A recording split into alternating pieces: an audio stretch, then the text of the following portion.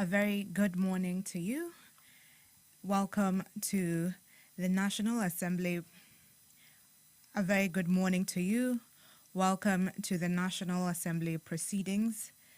This is 1st of April, Wednesday, the morning sitting, and this broadcast is brought to you by the Parliamentary Broadcasting Unit in collaboration with the Kenya Broadcasting Corporation. In today's order of business, we have the Tobacco Control Amendment Bill, Senate Bill number 35 of 2024. This bill is sponsored by the Honorable Millie Odhiambo Mabona and co-sponsored by Honorable Samuel Atandi. Currently, we are having a quorum hitch. The Speaker has just called that the quorum bell be rung. And as you can see on your screens, the members are coming in. And as soon as the quorum is achieved, the proceeding will continue. In the order of business, again, we have the University Amendment number 5, that is the National Assembly Bill number 79 of 2023 by the Honorable Major Dong Gatheru. And we have a second reading, resumption of debate, which was interrupted on Wednesday, March 11th, 2026, morning sitting. The balance of time was 1 hour and 42 minutes. The other bill that we'll be looking into is the Prevention of Livestock and Produce Theft Bill, Senate Bill number 12 of 2023. This is by the Honorable Rahim Dawood, who is the co-sponsor of this particular bill. As you can see on your screens again, if you're just joining us, we have a quorum hitch, and according to Standing Order 34, the Speaker has called that the quorum bell be rung for 10 minutes so that the members are able to come in for the proceedings to start. Back to the order of business in today's sitting, the morning sitting. We have the Basic Education Amendment Bill, that is National Assembly Bill number 3 of 2025, which is sponsored by the Honorable Anthony Oluoch. And we'll also have a second reading of the Penal Code Amendment Bill, National Assembly, Bill number 53 of 2024 by the Honorable Anthony Oluoch again.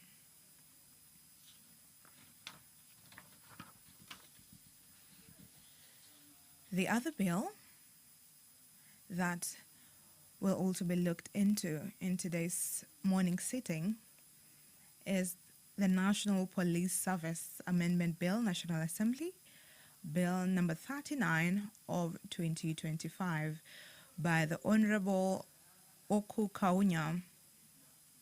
And we will have a second reading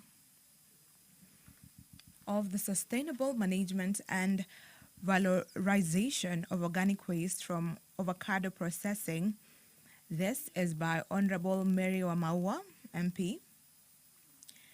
And just to keep you up to date with what it is about,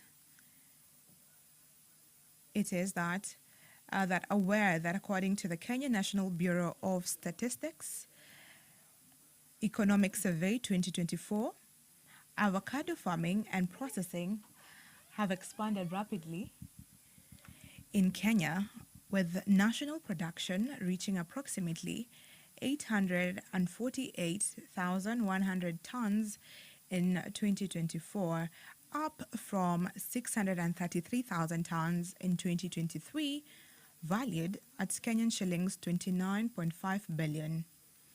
Murang'a County alone contributed about 200,999 tons, making it the leading avocado-producing county in the country. Further aware that residents of Murang'a County and other major avocado growing regions have raised serious concerns over the improper disposal of avocado pomace, which produces a pungent odor, attracts mosquitoes, and poses significant public health and environmental risks. These conditions undermine the right to a clean and healthy environment guaranteed under Article 42 of the Constitution. Noting that avocado processing generates large volumes of organic waste, including peels, seeds, pulp, and pomace, which, when improperly managed, cause environmental degradation, water contamination,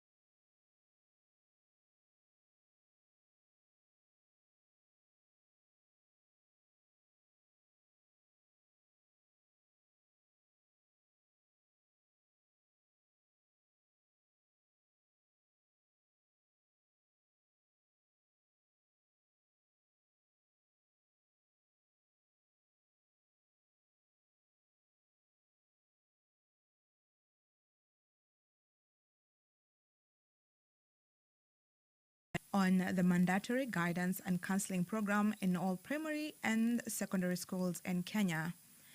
And if I may fill you in to what it is all about,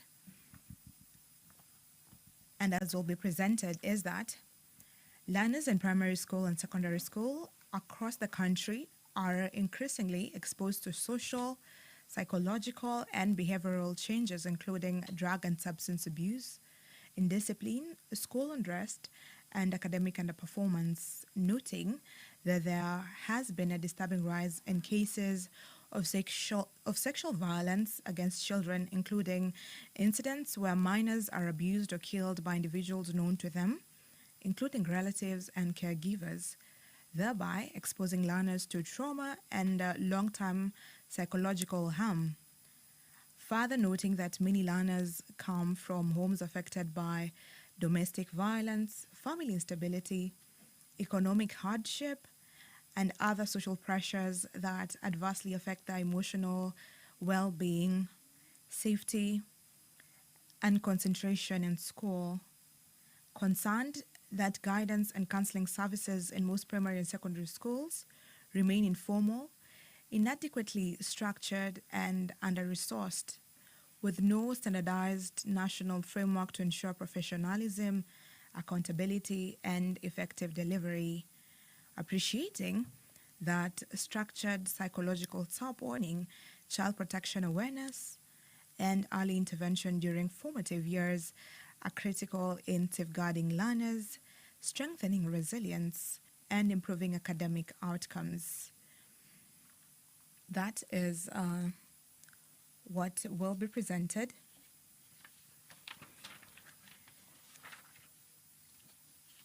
Again, Still in the order of today's business in the morning sitting, we have motion 002 of 2026, policy to develop a structured engagement of National Youth Service graduates as security officers in government institutions. This is by the Honorable Gertrude Mbeyu. And what will be presented is that approximately 18,000 youth graduate from National Youth Service, that is NYS, annually. Further aware that Article 55 of Constitution requires that the state to take measures, including affirmative action programs, to ensure that the youth access training, employment, and opportunities to participate fully in the social, economic, and political life of the nation. Appreciating that, the government has in the recent years rolled out... Order, members, we shall begin the business of the day. The quorum has been achieved. Handing you over Order number to 1, the proceedings. administration of oath. Order number 2, communication from the chair. Order number 3, messages. Order number 4, petitions. Order number 5, papers. Leader of the majority party, Honorable Pukose, you're stepping in. Honorable Speaker, on behalf of the majority leader, I beg to lay the following papers on the table of the House today, Wednesday, 1st April 2026, morning sitting. A, the following documents relating to legal notice number 8 of 2026 regarding the climate change, non-market approaches, regulations 2026 from the Ministry of Environment, Climate Change and Forestry. 1, explanatory memorandum. 2, regulatory impact statement. 3, compliance certificate. And 4, evidence of public participation. B, reports of the Auditor General and financial statements for the year ended 30th June 2025 and the certificates therein in respect of 1, Aberdare Teachers Training College. 2, and Female Genital Mutilation Board. 3, Bungoma North Technical and Vocational College. 4, Pujala Technical and Vocational College. 5, Cardinal Maris Odinga Technical and Vocational College. 6, Emurua Tigir Technical Training Institute. 7, Ikandene Vocational Training Center. 8, Kajiambao Vocational Training Center. 9, Kirigini Vocational Training Center. 10, Kenya Deposit Insurance Corporation. 11, Kenya Institute of Highways and Building Technology, State Department for Roads. 12, Kenya Rural Transformation Center's Digital Platform Project, brackets, Fund for African Private Sector Assistance Project, ID number P-KE-AA0-022, brackets, the Cooperative University of Kenya. 13, the Kericho Township Technical and Vocational College. 14, Kinangop Technical and Vocational College. 15, Kinangop Vocational Training Center. 16, Kirinyaga Investment and Development Authority. 17, Konoin Technical Training Institute. 18, Maendeleo Democratic Party. 19, Mathenge Technical Training Institute. 20, Mathioya Technical and Vocational College. 21, Melangine Vocational Training Center. 22, Miarati Vocational Training Center. 23, Mungoni Vocational Training Center. 24, Mudhara Vocational Training Center. 25, National Government Affirmative Action Fund. 26, National Quality Control Laboratory. 27, Nafakolo Technical and Vocational College. 28, Okame Technical and Vocational College. 29, Public Procurement Regulatory Authority. 30, Road Maintenance Levy Fund, Kenya Rural Roads Authority. 31, Road Maintenance Levy Fund, Kenya Wildlife Service. 32, Roads Maintenance Levy Fund, Kenya National Highways Authority. 33, Rural Electrification and Renewable Energy Corporation, REREC, Staff Mortgage and Car Loan Scheme. 34, State Department for Public Works. 35, State Department for Roads. 36, Tambach Teachers Training College. 37, Tetu Technical and Vocational College.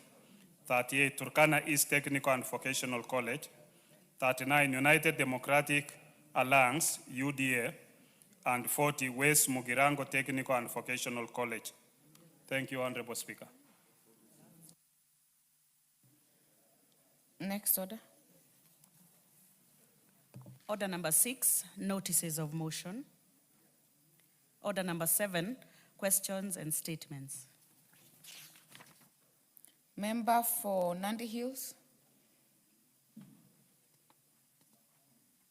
That will be deferred. Next order.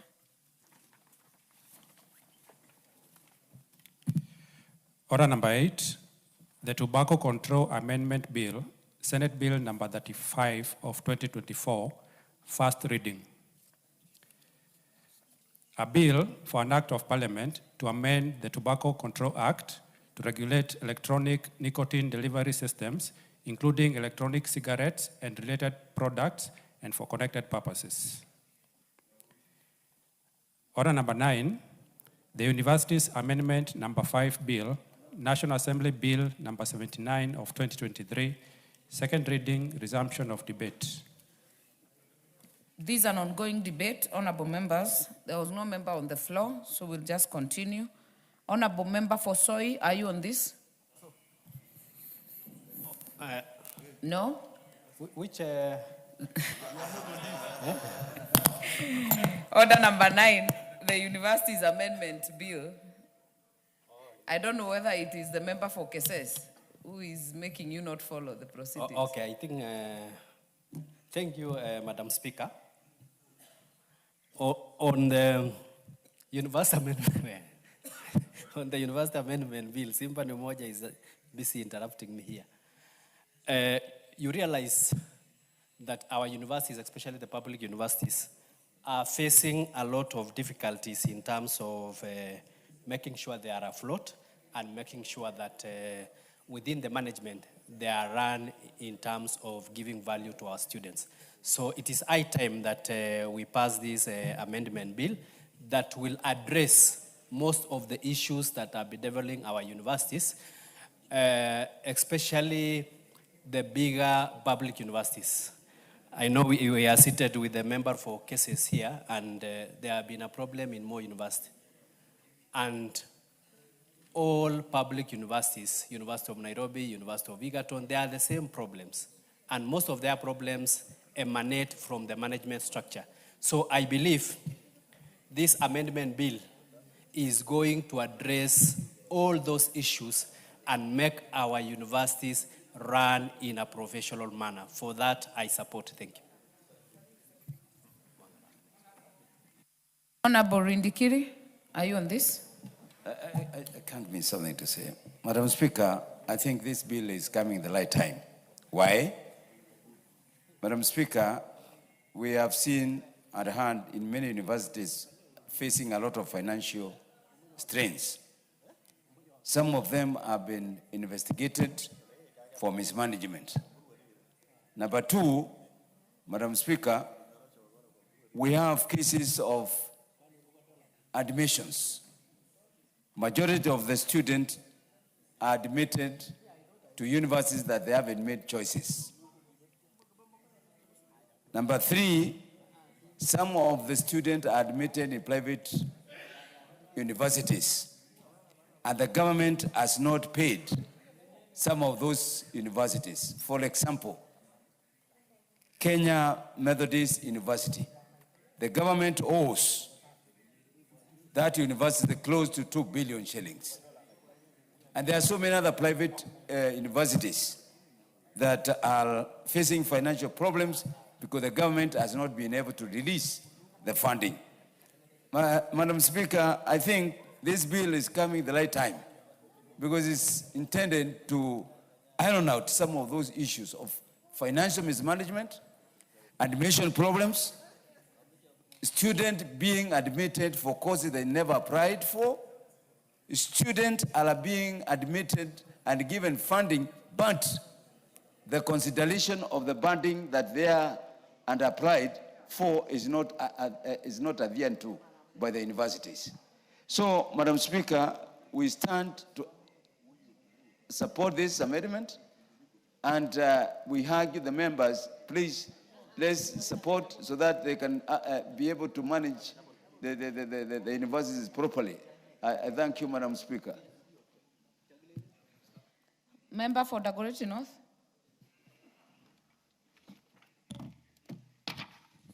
Thank you, Madam Speaker. I also rise to support.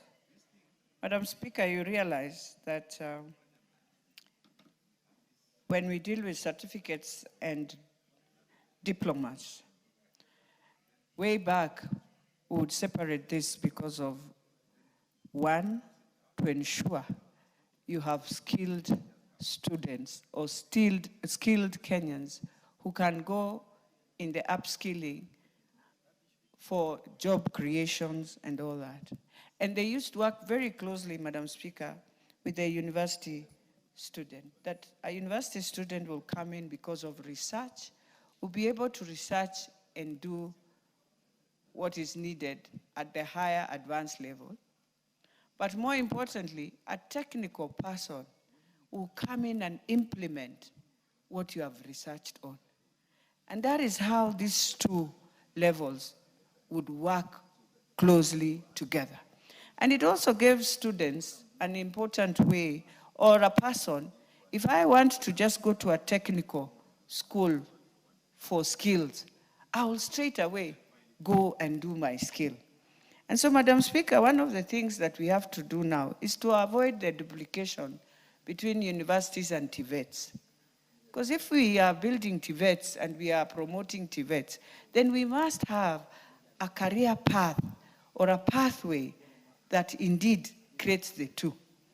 Today, when you look at CBE, Madam Speaker, you realize we will need both. And none of them will struggle in looking for a job. And so for me, let TVET handle the hands-on skill. It will also help the universities on resource allocation, on lecturers. You realize even on facility, Madam Speaker, there is also a need for improvement on research.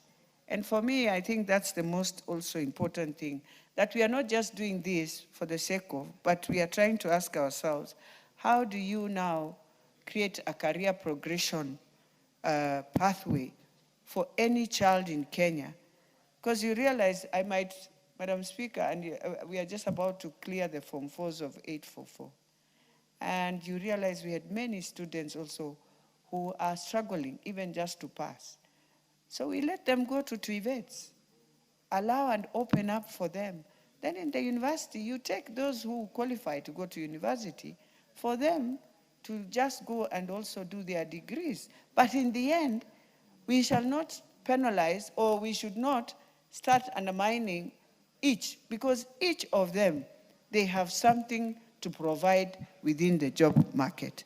And Madam Speaker, the other thing, when you look at these advanced Asian countries, Madam Speaker, you realize they have really focused on skilled, on TVETs, more than even universities.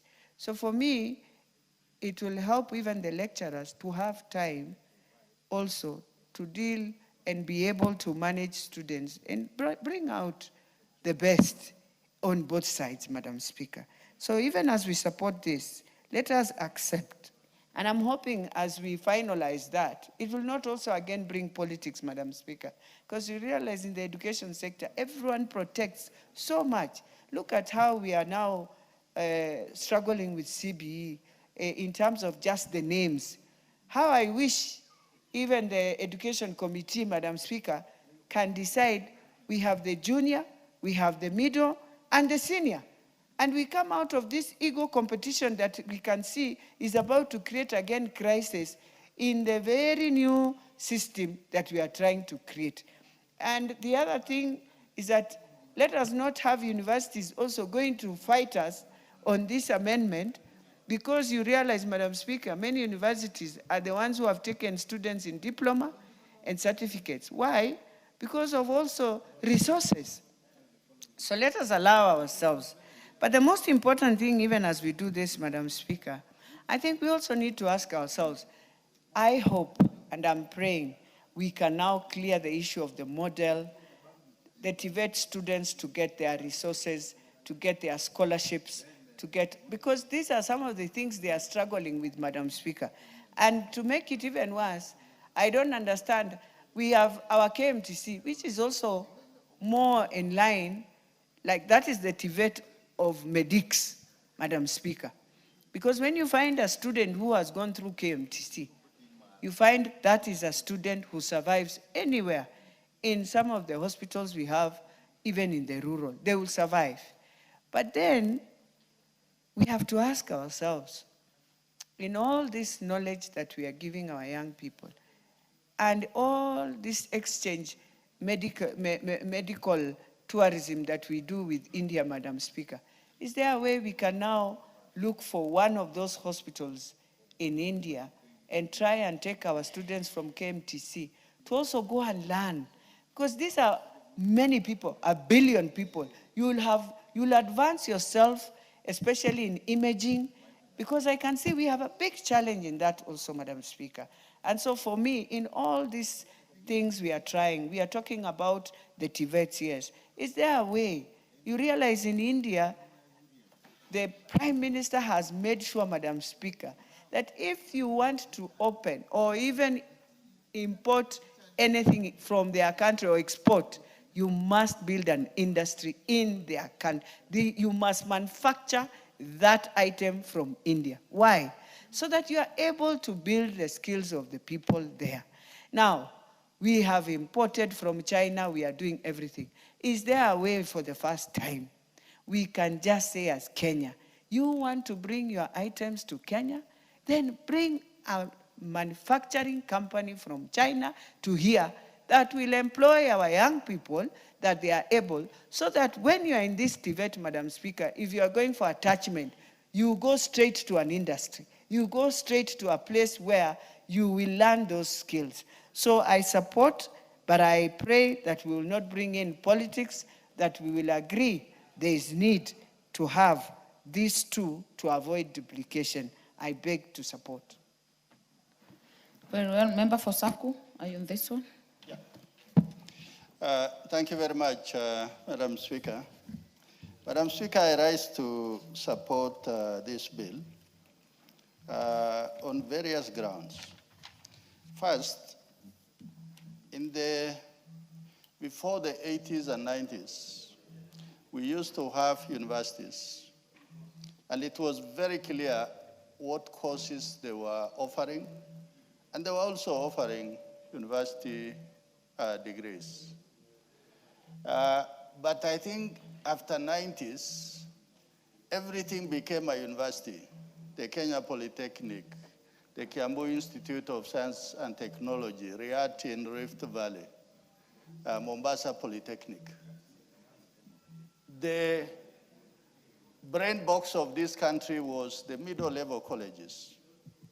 People who are going to Kenya Power, to medical training colleges, all around, those people who are hands-on, the people who actually industries could immediately snatch them and they start working on their own.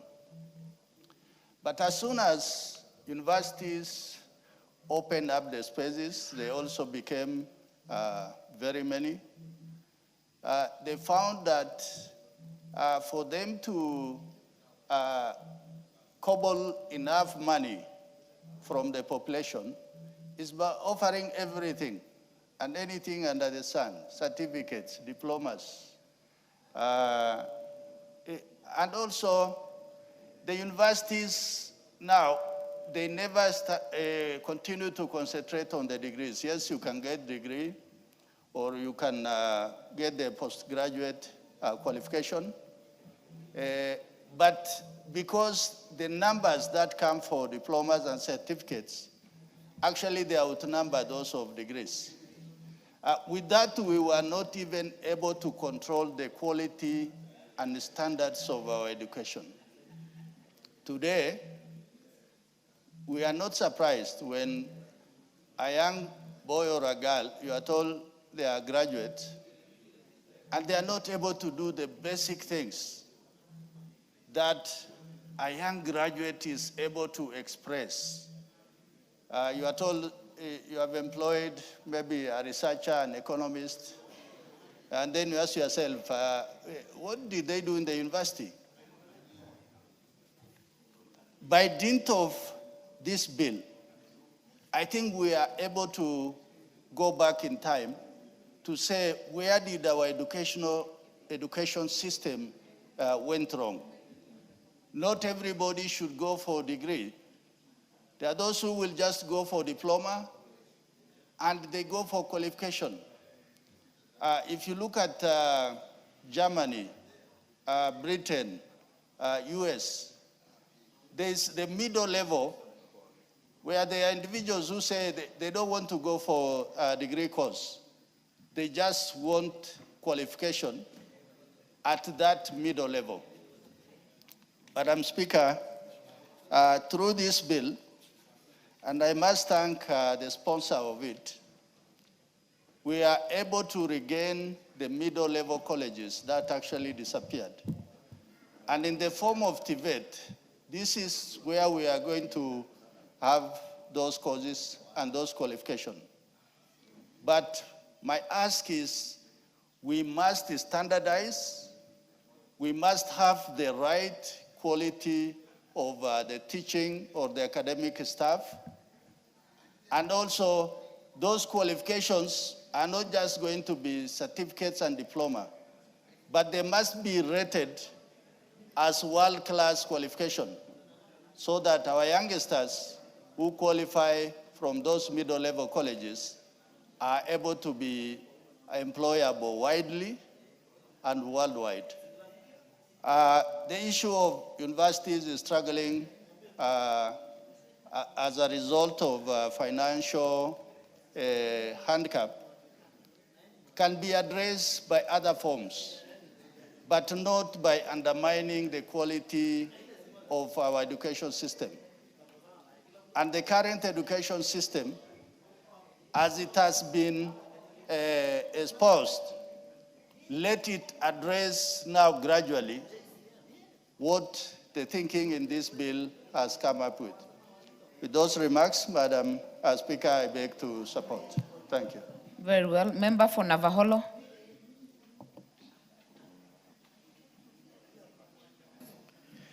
Thank you, Madam Speaker. Madam Speaker, allow me to support this bill, the Universities Amendment Bill 2026, that Honorable Speaker intends to amend the Act, Honorable Speaker, with respect to the universities offering certificates and diplomas.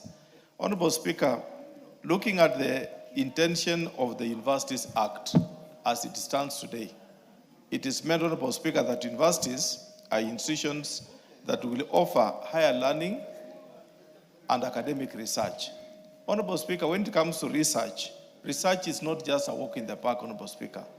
It's an investment in knowledge, an investment in equipment, or rather infrastructure, Honorable Speaker, that calls for really finding out solutions of either business or science-oriented, Honorable Speaker.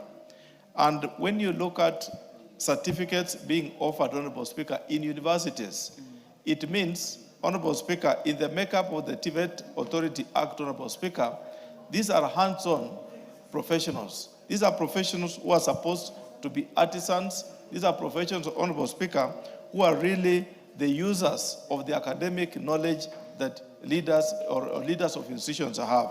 And therefore, Honorable Speaker, by you doing certificates and diplomas in universities, you are introducing the academic nature of training of personnel into otherwise the persons that would be professionals in terms of artisanal workmanship.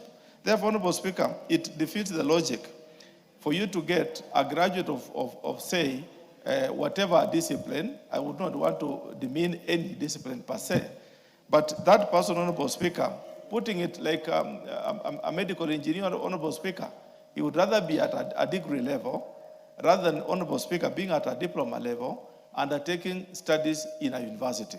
Therefore, Honorable Speaker, it is a good cause that we would want to limit the appetite of universities, Honorable Speaker, looking at just assembling in Kenyans in form of offering knowledge, so that, Honorable Speaker, the intention per se of universities is not to give knowledge when they bring on board certificates and diplomas rather than economic. What drives them, Honorable Speaker, is that these people will pay them school fees or tuition fees.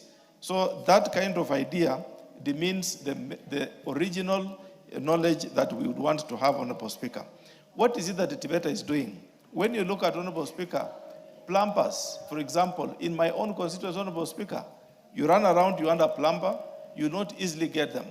Until when Navajo, Honorable Speaker, has now built a Tibet, which is now training plumbers and diploma engineers who can easily now go to the field and work. Meaning, Honorable Speaker, they are meant to be hands-on individuals, persons who can now deliver at home what is trained, Honorable Speaker. Allow me to appreciate the current government, Honorable Speaker, with a push to make sure almost every sub-county, or rather every constituency, has a Tibet, Honorable Speaker. Most of our sons and daughters have finished Form 4. They have gotten their D+, D plain, C-, and they are not able to enter university for further studies. These are the brains, Honorable Speaker, that we use to take them to Tibeta institutions so that they can now train as hands-on at 1 year, 2 years, and maximum 3 years, offering very good knowledge they gain. Look at the issue of the affordable housing. Honorable Speaker, I was impressed in Kakamega when I met the Juakali person, the chairperson, talking to me, Honorable Speaker, of making 2,000 windows. This is not a graduate, Honorable Speaker. This is just a certificate holder in welding. This is somebody, Honorable Speaker, who is making a very good living out of this business. This is the knowledge we need, Honorable Speaker. And if you give a graduate, Honorable Speaker, a mechanical engineering graduate, is not able to compete with that artisan, because this is a trained hands-on. But, Honorable Speaker, a graduate mechanical engineer is an advanced knowledge that interprets what is supposed to come. So let's leave space for each other. The space is too big. Each one of us cannot fit in one room at the same time. The room can be accommodative to all of us, and the cake can be enjoyed by all of us. If we only allow sharing of knowledge, to what level do you have? Let's not say, I'm a mechanical engineer graduate, so I have to do what a diploma graduate can do. No, but let's be specific in training. The issue of taking up technical universities, Honorable Speaker, from technical colleges has ruined the specialities that we used to have. The people who could train, Honorable Speaker, as diploma holders in computer programming. These are people, Honorable Speaker, by the 90s, who are very genius, who could maneuver around and program anything, but could be oversighted by graduate computer engineers.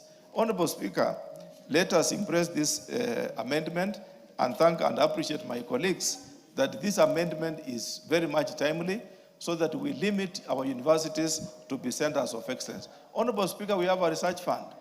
This fund is not being used properly. Let us embrace it so that, Honorable Speaker, good brains, let them do the research. We have Kenyans who are good in research. We have Kenyans who are good in politics. We have Kenyans, Honorable Speaker, who are good in everything. Whatever they do is their best. So let's leave universities to be centers of research. We support them in terms of finances. Let them research and develop for us. Look at what happened, Honorable Speaker, during COVID-19. Our research institutions were quickly able to assemble and come up with masks, come up with research in Mombasa. They already built a factory, Honorable Speaker, which would have otherwise been a center for developing COVID-19 medicines to help the people recover from that flu. Meaning, Honorable Speaker, Kenyans are very capable. If supported, Kenya can be the best in the world if we support the research world. So we want those people who are good in academics, let's impress them and keep them at higher institutions in universities, but we don't mix the two in terms of pushing their flow. Thank you, Honorable Speaker, and I beg to support. Very well. Member for Endebess. Thank you, Honorable Speaker, for allowing me to make my contribution to the University's Amendment Bill. On the onset, I want to say, Honorable Speaker, that I support. The import of the amendment is that we are deleting universities offering certificates and diplomas and substituting it with the postgraduate certificates and postgraduate diplomas. What it means, Honorable Speaker, is that it means universities do not offer the basic certificate, neither do they offer the basic diploma. And therefore, universities should not be competing with the mid-level colleges to offer either certificates or a diploma. Because at the university level, you expect to get maybe from the level of tutorial fellows to junior lecturers, and senior lecturers. And therefore, at that level, it is possible to offer short courses, but those short courses should be offered to people who already have degrees or masters, so that somebody can do a postgraduate certificate, maybe in something, can do a postgraduate diploma in something, and that way it shows that the level is actually high. What happened is that when parallel program came in and universities went into commercial ventures, I think that is where we introduced the issue about universities now offering certificates, diplomas, and these are basic courses, which should not be that in that case. So this amendment bill, Honorable Speaker, is making it clean.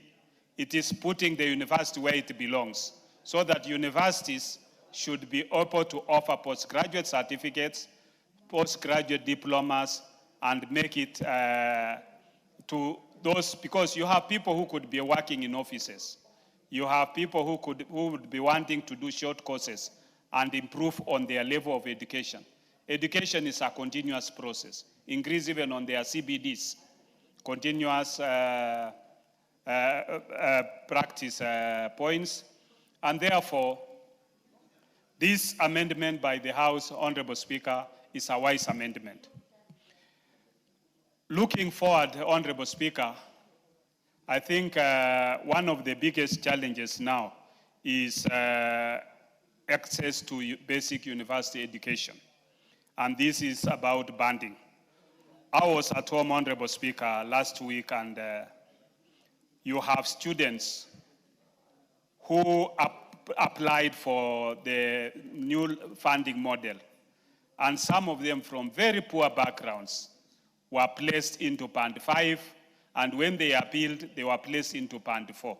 I think this is something that universities needs to, especially the joint admission board, needs to look back, so that these students who are, and they are spread all over the country, they should be able to look back and see that these students can be helped so that they don't drop out of university. Because when a student is admitted for a course, for instance, in medicine, and is from very poor background, you put him in Band 5, where do you expect him to get money to pay the whole school fees? So I think this issue about the means testing is what is still not clearly addressed by the joint admission board, and we need it to be looked into so that students do not miss out.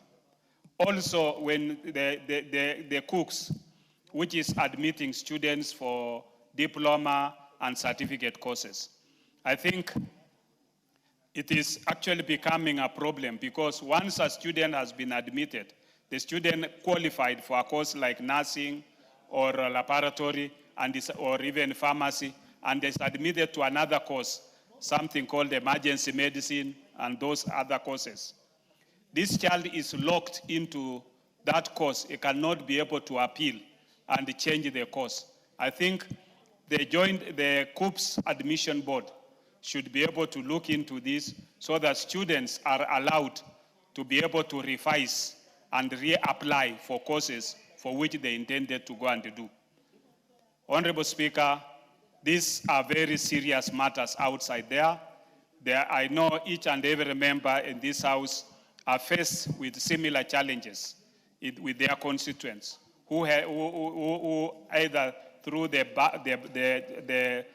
new funding model, they've been put into the wrong banding, or through COOPS, they have been admitted into a course in which they cannot be able to change. And I want to appeal to the COOPS Admission Board and also the University Joint Admission Board to be able to look into these very weighty matters so that our students cannot be disadvantaged in as far as acquiring education and advancing their careers. With those few remarks, Honorable Speaker, I support. Very well. Member for Sigowet, Honorable Justice Keme. Thank you, Madam Speaker, for the opportunity that you've given me to also add my voice to this very, very critical bill. From the onset, Madam Speaker, I wish to register my support for this amendment bill and to say it has come at the right time. We must admit, Madam Speaker, that as a nation, we made a mistake to scrap our technical institutions in preference for proliferation of universities. While I agree entirely that we must expand university education in this country, we cannot do it to the detriment of technical education or middle-level education.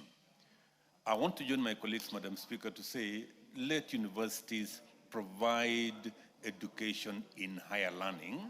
Let universities provide research that we so much need as a human race. And then we leave the certificates and the diplomas to middle-level colleges.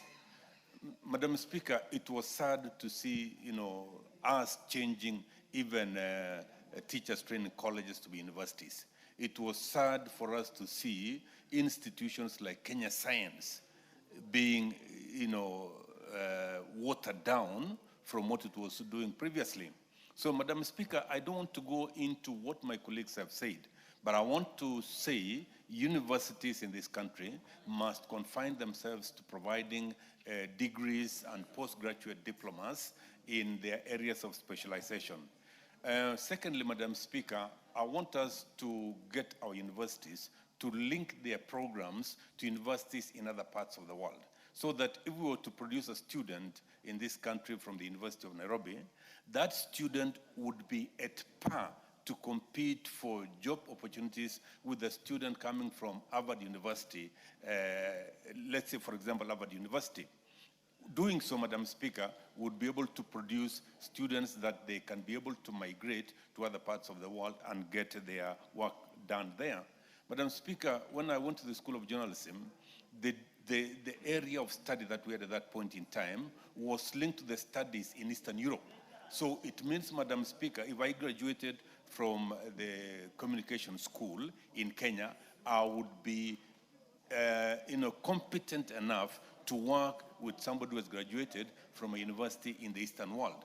That way, Madam Speaker, will make sure that any student that we produce can be able to work in either part of the world.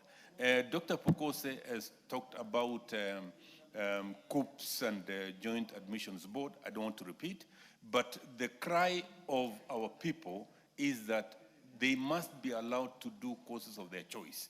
And the revision of the courses must be a process that is transparent and that is fairly acceptable to the students that would wish to change their courses. And finally, Madam Speaker, I want the universities and indeed all other colleges to link their training to the industrial requirements of this country. For example, if an industry producing plastics requires certain skills, then our universities must be able to link their curriculum to the requirements of that particular industry. If, for example, in agriculture, irrigation technology is required, then the universities must be able to link the training of agriculture in the institutions to the requirements of irrigation technology or biotechnology which we require to make sure that agricultural production in this country is increased and that productivity is increased. Madam Speaker, with those remarks, I beg to support. Thank you. Very well. Member for Nyeri Town, are you on this? Thank you, Madam Speaker. Madam Speaker, I have looked at this bill,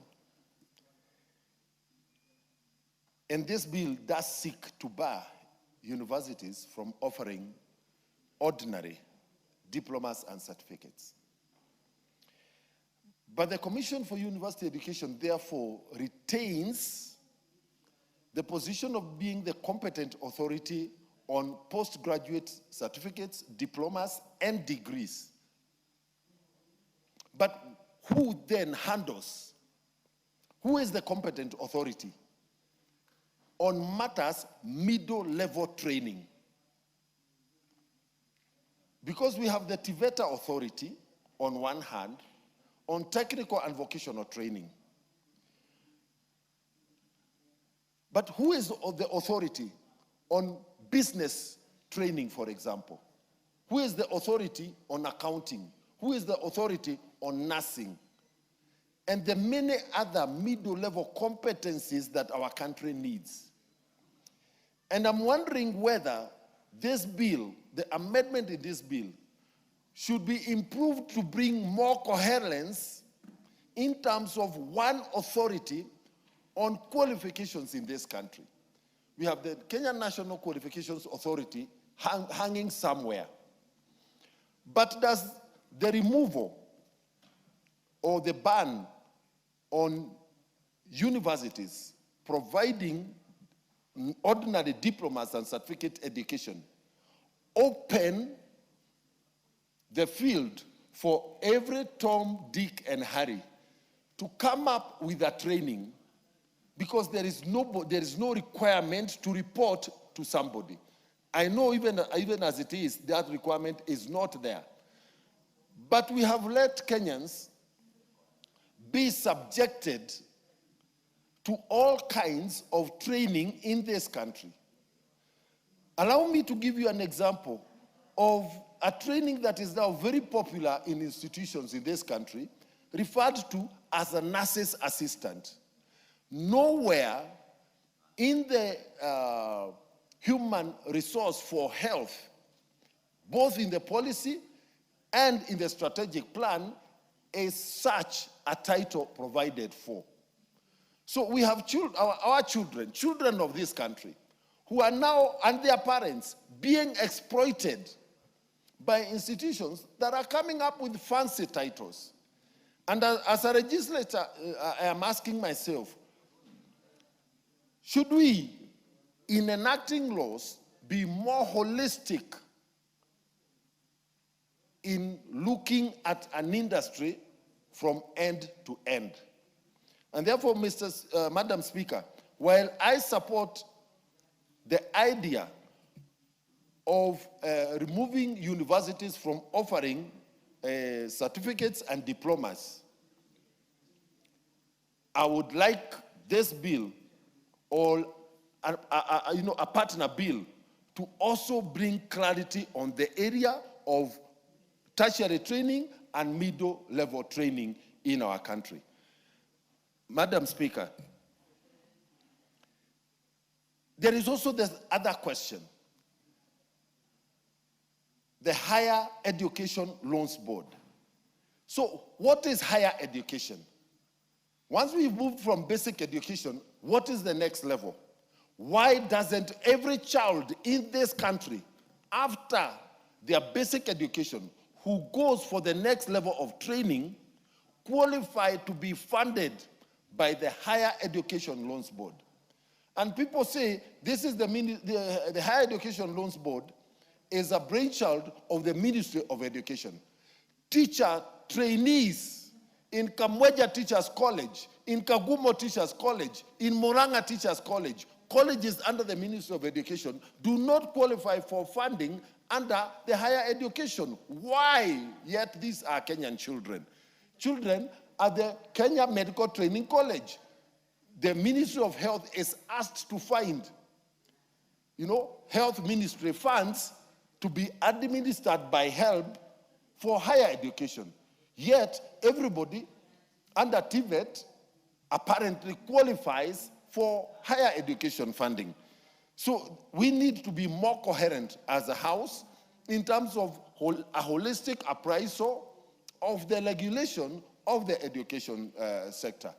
And therefore, Madam Speaker, while I support this, I urge us as legislators, including myself, that we need to bring more clarity on the area of education, and especially the equal treatment of every Kenyan child who accesses higher education. If the word higher is misleading, then we need to rename HELB so that it provides educational support to these children, Madam Speaker, who we provide bursaries under other basic education.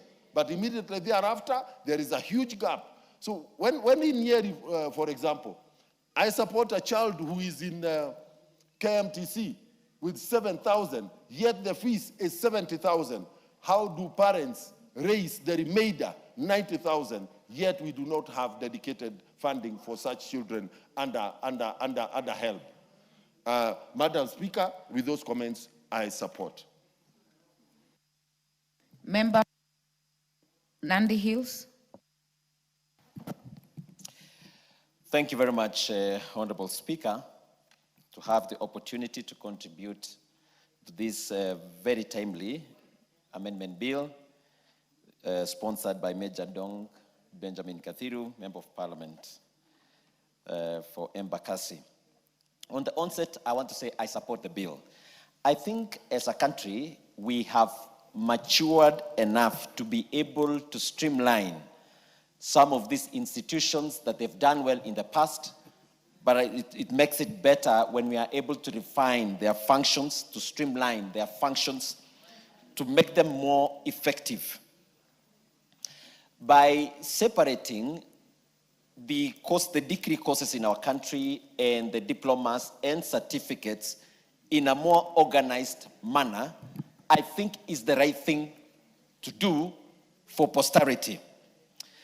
This bill, in the upshot, Honorable Speaker, when I see the amendment of Section 5, where it gives the functions of the Commission on the University of Education for them to be able to do the equating the postgraduate certificates and postgraduate diplomas that have been done in foreign universities, and marrying that to amendment of Section 70 that then demands of the Commission to provide regulations on the procedure of the equating those postgraduate diplomas and certificates, I think is the right thing to do, and for that I sincerely appreciate. Now, coming back and putting the TVETA, the Technical and Vocational Education and Training Authority, to handle the aspects of the diplomas and certificates, my concern now comes in, does it cover all courses, up and including courses like business courses, diplomas, business administration courses, and those kinds of things? And I want to agree with some of my colleagues who have shared that then, if the degree courses have been, benchmarked at the CUE, Commission on University Education, then we need to have a holistic authority that handles all courses that relate to diplomas and certificates, not only vocational.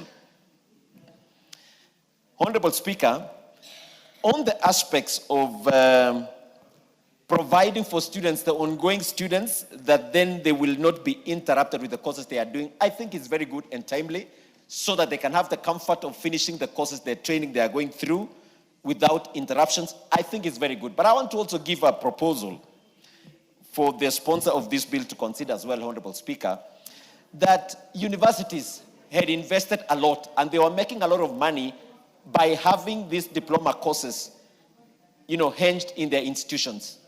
is it also possible, because most of them have invested, probably they have built laboratories, they have built workshops where they were able to handle some of these diploma courses, that even though the CUE will be handling the issue of recruitment, is it then possible that even the technical colleges can still be able to work in partnership with these institutions that had put in a lot of investments, using the government money, the public funds, to put up some of these, magnificent equipments to be able to train these students, that they can still be able to utilize those equipments, that will not be a waste on the investments they've made in their institutions. Honorable Speaker, the fact that the placement board now have been mandated that there shall be no placement of any students undertaking the diplomas and certificates in the universities is good, but it's because it provides direction. But I still say there must be a window of utilizing the infrastructure that had already been placed in these universities in the past, because they should not be left as elephant projects because of the funds that had been used in those places. So overly, I think it is timely, it is the right thing to do, it is progressive, and I therefore support it wholeheartedly, save for one of those two proposals that I've already put in place. Thank you, Honorable Speaker. Very well, member for Marsabit, Honorable Ako. She's stepped out. I do not see more interest in this bill.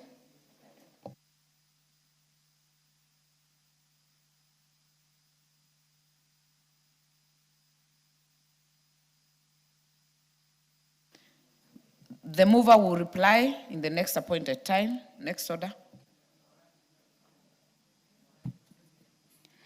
Order number 10, the Prevention of Livestock and Produce Theft Bill, Senate Bill number 12 of 2023, second reading. Honorable Rahim is not in the house. This will be deferred. Next order. Order number 11, the Basic Education Amendment Bill, National Assembly Bill number 3 of 2025, second reading.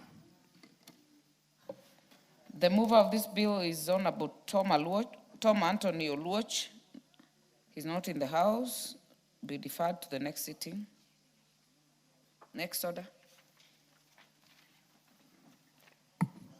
Order number 12, the Penal Code Amendment Bill, National Assembly Bill number 53 of 2024, second reading. Similarly, by Honorable Member for Mathare, will be deferred to the next appointed sitting.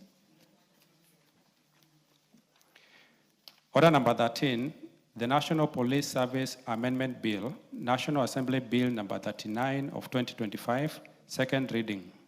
This by Honorable Oku Kaunya is in the house. You ready to move?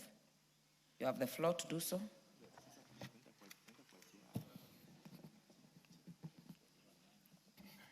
Thank you, Honorable Speaker. Honorable Speaker, I beg to move the National Police Amendment Bill 2025 so that it be read now a second time. This bill was read the first time on Wednesday, 24th September 2025, and was committed to the Departmental Committee of Administration and Internal Security for consideration and reporting in accordance with Standing Order 127. Honorable Speaker, the purpose of this bill is straightforward. It seeks to amend the National Police Service Act to introduce an upper age limit of 60 years for persons appointed as Inspector General and Deputy Inspector General of Police. It also seeks to provide clarity in the tenure of the Deputy Inspector Generals by introducing a one-term limit of 5 years, an area where the law is currently silent. Honorable Speaker, this bill is important because these are not ordinary officers. The Inspector General and the Deputy Inspector General carry immense responsibility. They are required to make quick, high-stakes decisions, respond to complex security challenges, and provide steady leadership in the entire National Police Service. These roles demand not only experience, but also a high level of physical and mental resilience. The bill, therefore, seeks to ensure that those entrusted with such responsibility are able to meet these demands, while at the same time allowing room for succession planning and renewal within the service. Honorable Speaker, Article 245 of the Constitution establishes the office of the Inspector General, who is appointed by the President with approval of Parliament for a single term of 4 years and is not eligible for reappointment. The Constitution also provides that each of the two police services, that is the Administration Police Service and the Kenya Police Service, shall be headed by a Deputy Inspector General appointed by the President on recommendation of the National Police Service Commission. However, Honorable Speaker, neither the Constitution nor the National Police Service Act sets out a clear term limit for the Deputy Inspector General. In practice, they often serve based on contractual terms, usually around 5 years, unless removed in accordance with the law. The bill, therefore, seeks to provide a clear and predictable framework for the tenure of the Deputy Inspector Generals. Honorable Speaker, it is worth noting that the Inspector General and Deputy Inspector General are state officers. Generally, state officers do not have a fixed retirement age.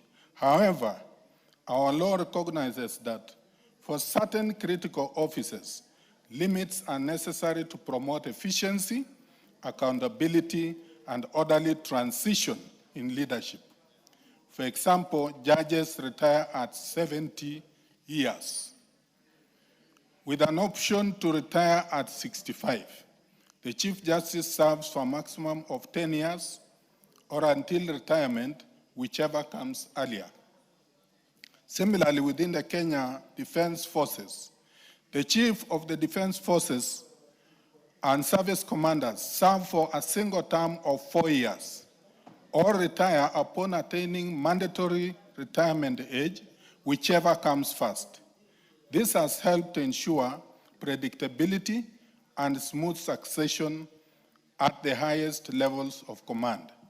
Honorable Speaker, comparative experience from other jurisdictions also points in the same direction. In South Africa, for example, the retirement age for members of the police service, including the National Commissioner, is 60 years. In India, every government servant, including the Director General of Police, retires upon attaining the age of 60 years. These examples show that setting an age limit for top police leadership is not an unusual, rather it is consistent with global practice. Honorable Speaker, I wish to clarify that this bill is not intended to target the current holders of the office. It is a policy measure meant to strengthen the institutional framework of the National Police Service. If enacted, it will apply prospectively and will not affect the current holders of the office necessarily, especially the Inspector General and Deputy Inspector Generals. The Constitution itself protects the 4-year term, and the Inspector General 4-year term which the Inspector General serves, and the protection remains untouched. Honorable Speaker, this bill is about ensuring strong, effective, and forward-looking leadership of the police service. It seeks to balance the value of experience with the need for renewal and provide clarity where the law currently is silent. Honorable Speaker, with those few remarks, I beg to move and request Honorable Russell to second. Thank you.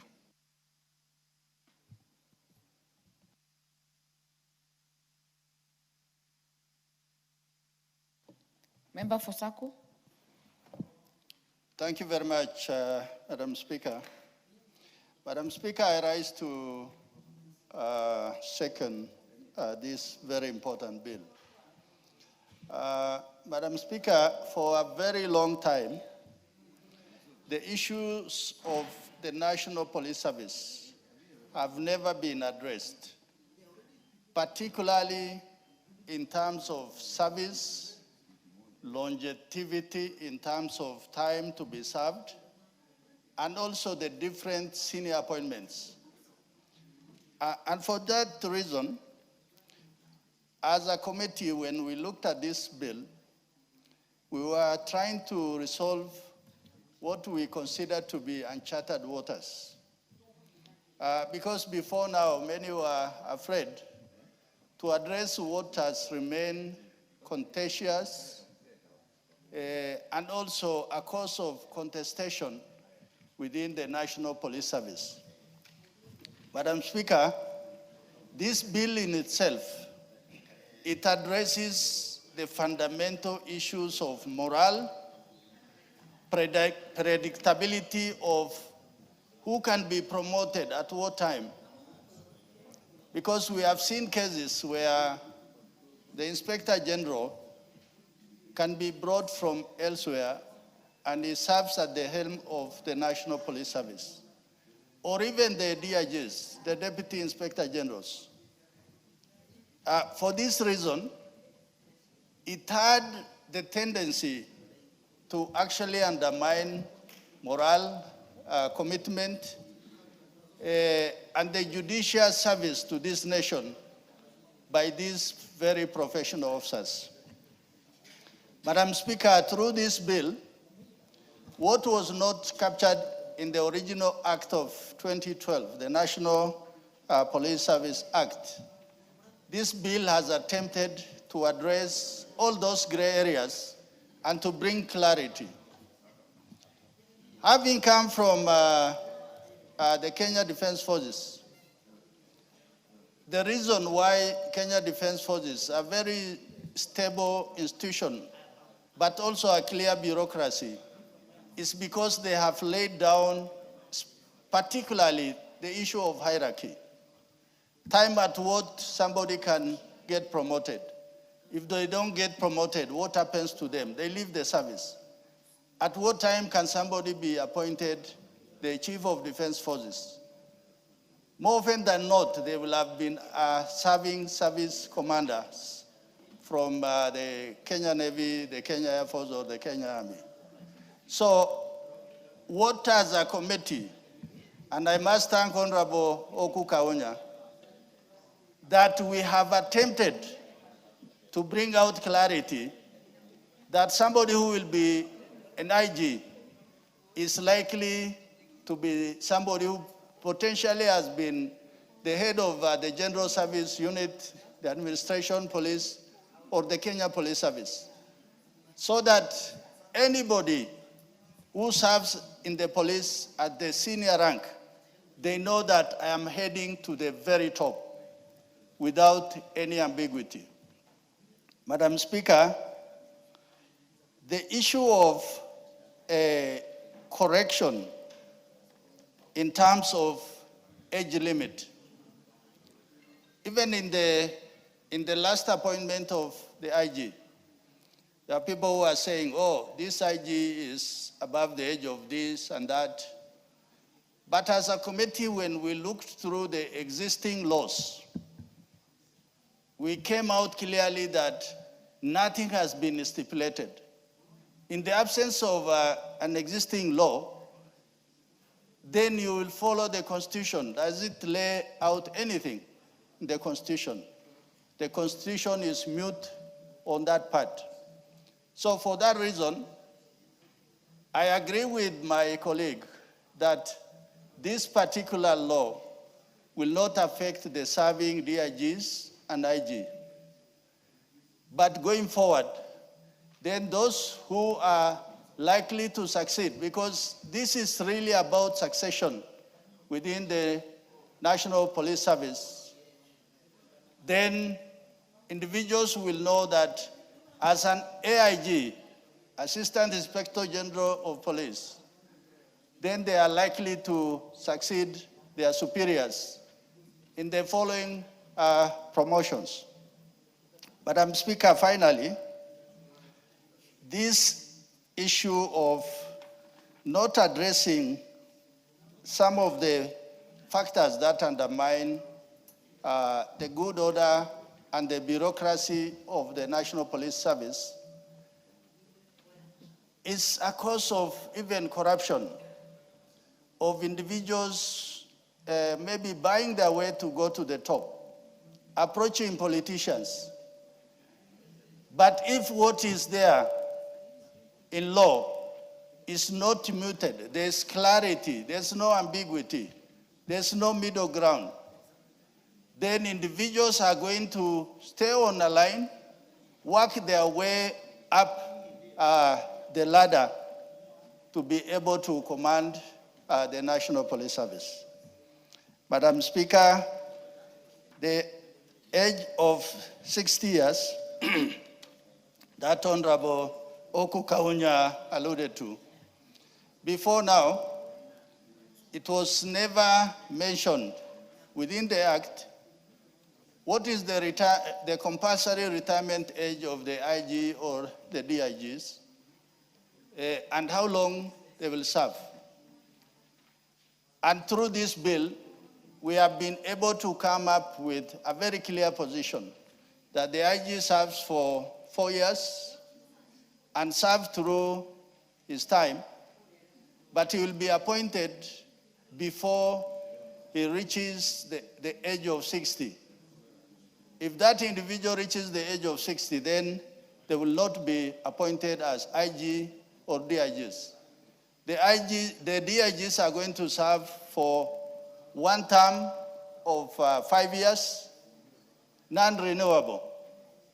So anybody who will be appointed to those two very important offices in the National Police Service, then it means that they are long-serving individuals who are professionally qualified to occupy those offices.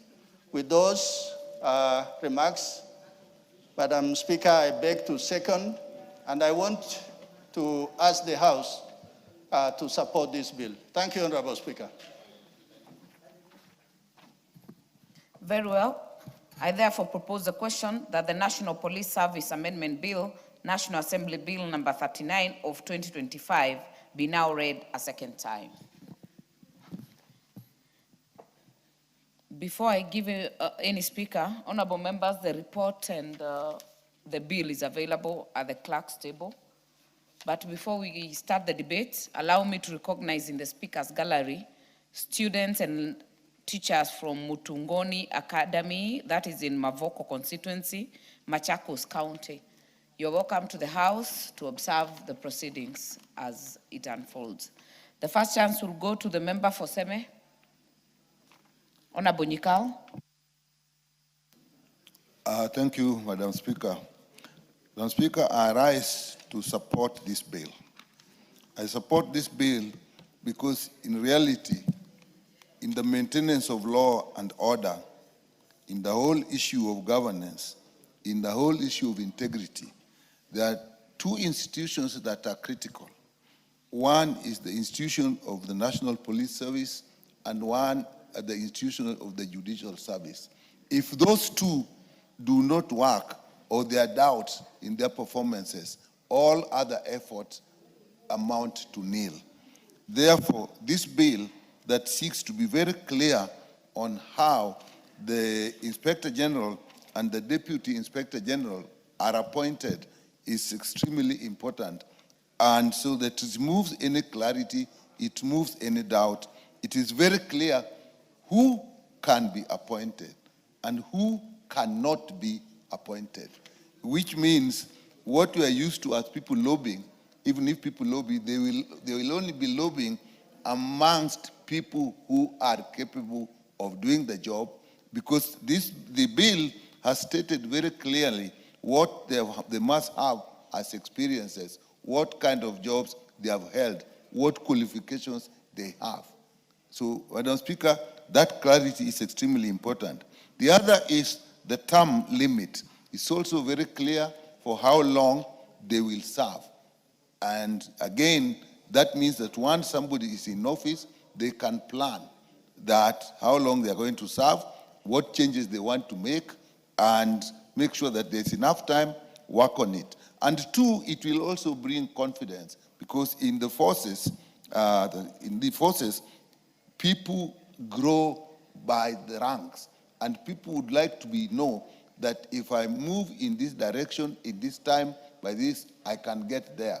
And if then it's not clear how long people are going to stay in office, and it's left to the vagaries of politics and other issues, then the officers lose morale.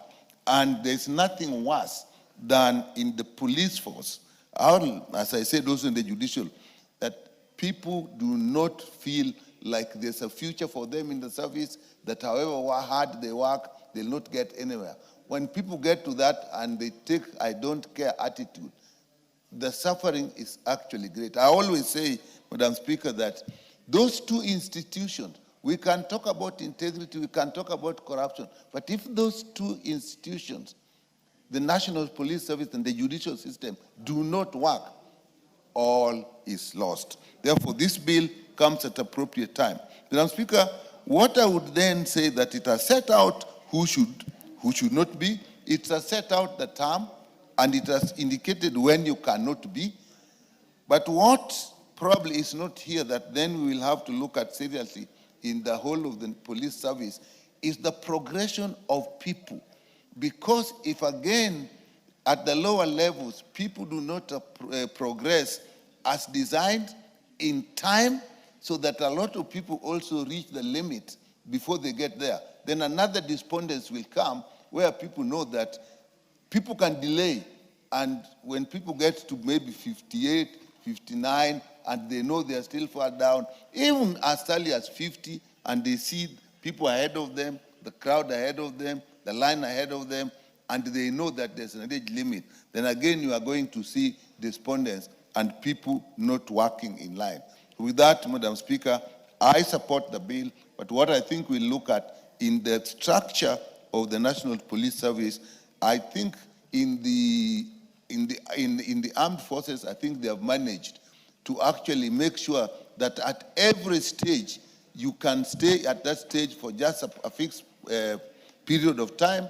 That means you move quickly, and therefore people have hope that I can get to the top as I'm moving. And my movement at the lower stages are also timed.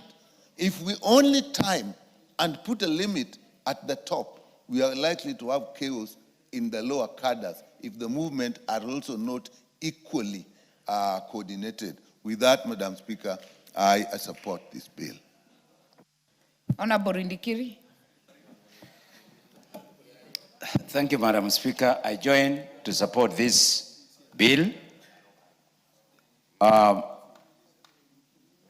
From the practice, the retirement age of civil servants is 60 years. Based on that, it is important that we align the police force with the same requirement. Madam Speaker,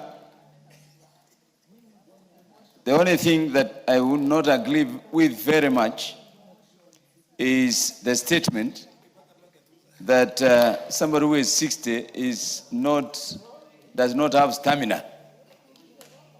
I think that that is totally out of order, unless if he qualifies, and I hope he is listening. Mr. Honorable Kaunya. I'm saying Honorable Kaunya, you're being alerted on your statement. on your statement that lack of people who are stamina. 60 years are not physically fit. I don't know what you used to qualify your statement. Number two, it is generally known people who have advanced in age, certain age, they have more experience than people who are below the age. So I think those two criteria that you have brought in as the reason as to why the age retirement should be 60, they are not strictly valid. Unless if you tell us on what basis are you saying Dr. Nyakal is not physically fit, who is approaching 70. What we are using here is experience and capacity to perform.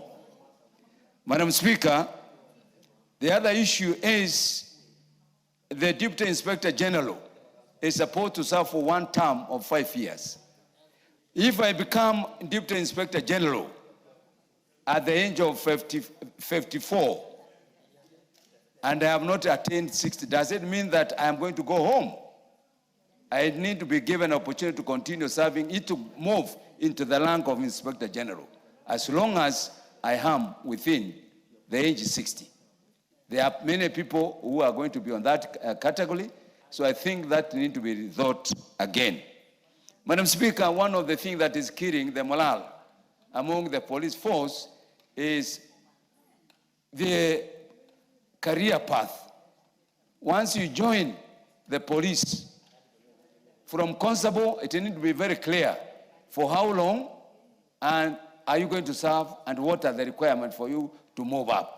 We are having that challenge. You'll find there are so many graduates who have joined as constables, and for them to go to the commissioned rank, it is taking many years. I think that is not right.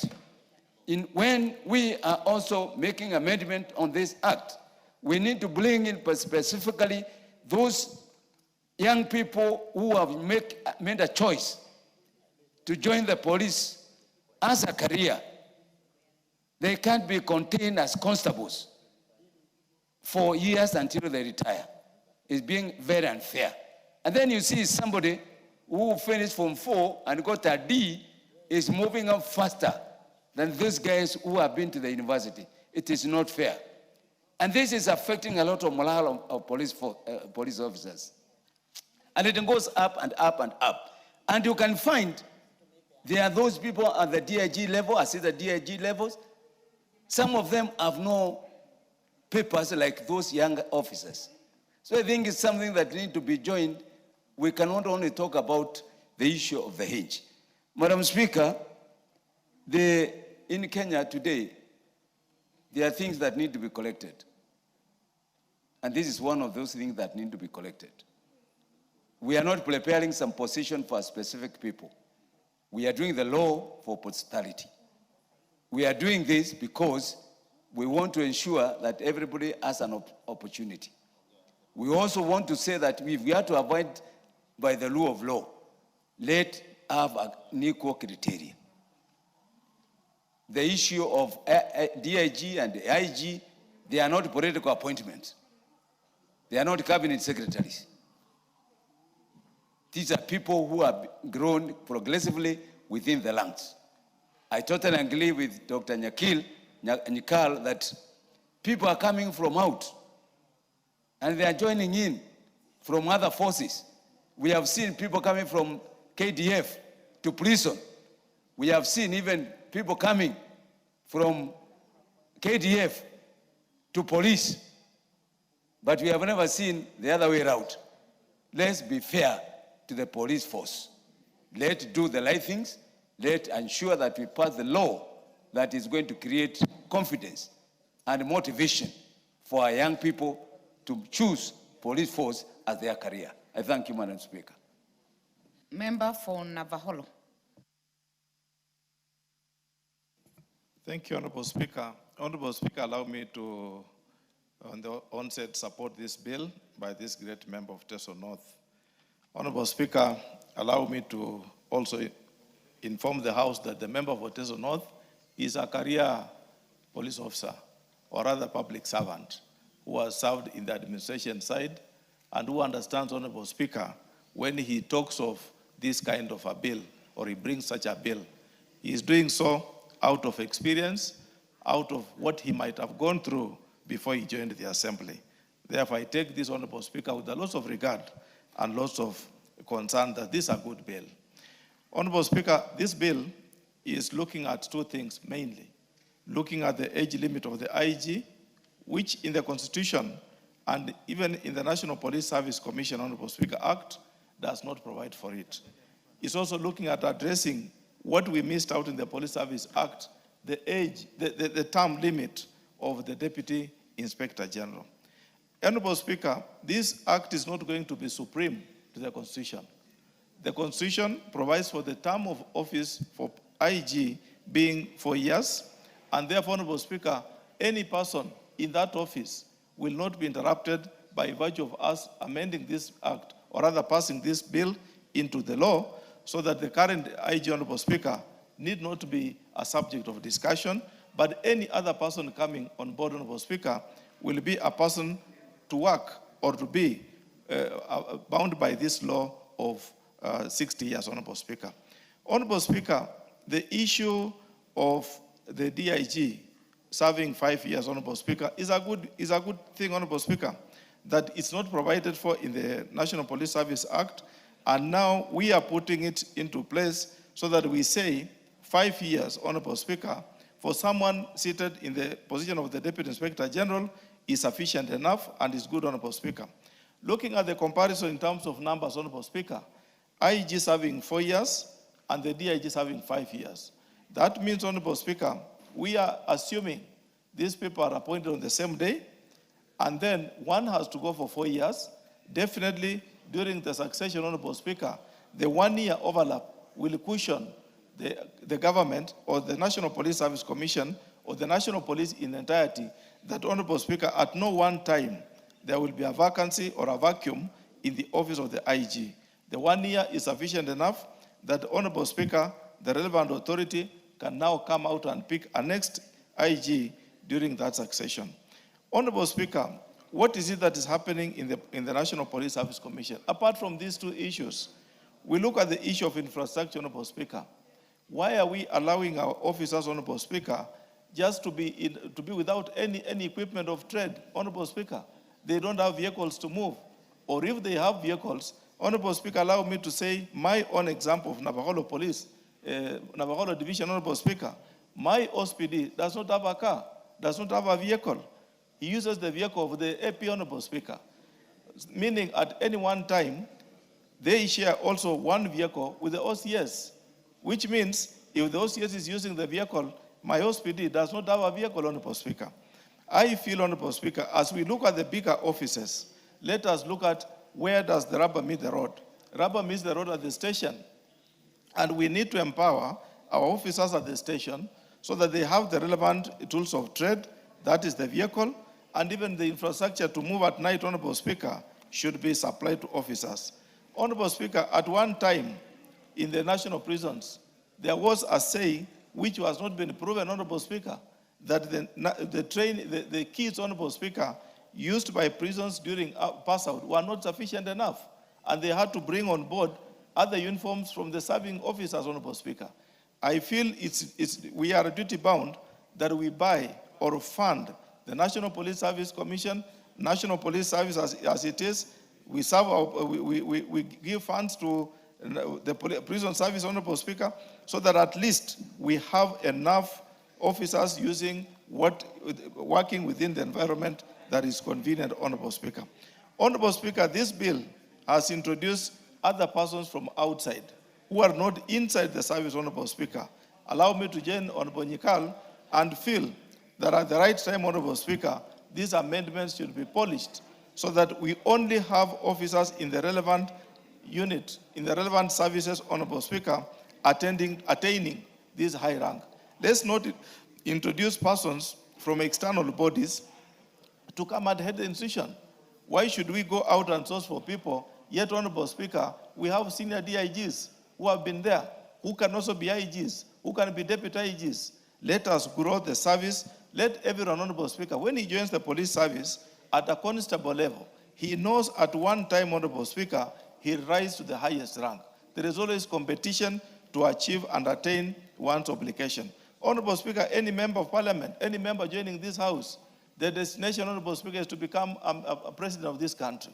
That's the apex of the political administration in terms of political arm, Honorable Speaker.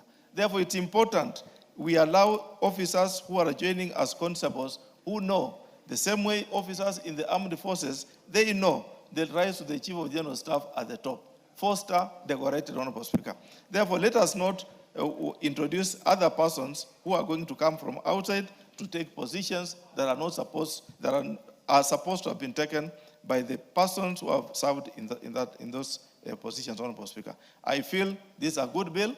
I urge my colleagues, we support it, and make sure, Honorable Speaker, also thank the President and the government that at least, Honorable Speaker, they've added something in the pocket of the officers. It might not be sufficient. Nothing is sufficient, but something is better than nothing, Honorable Speaker. We want to encourage that the government continues to make sure it looks into the welfare of the police officers so that they can work well and work for Kenyans at large. Thank you, Honorable Speaker. I support this bill. Well, member for Kiamba.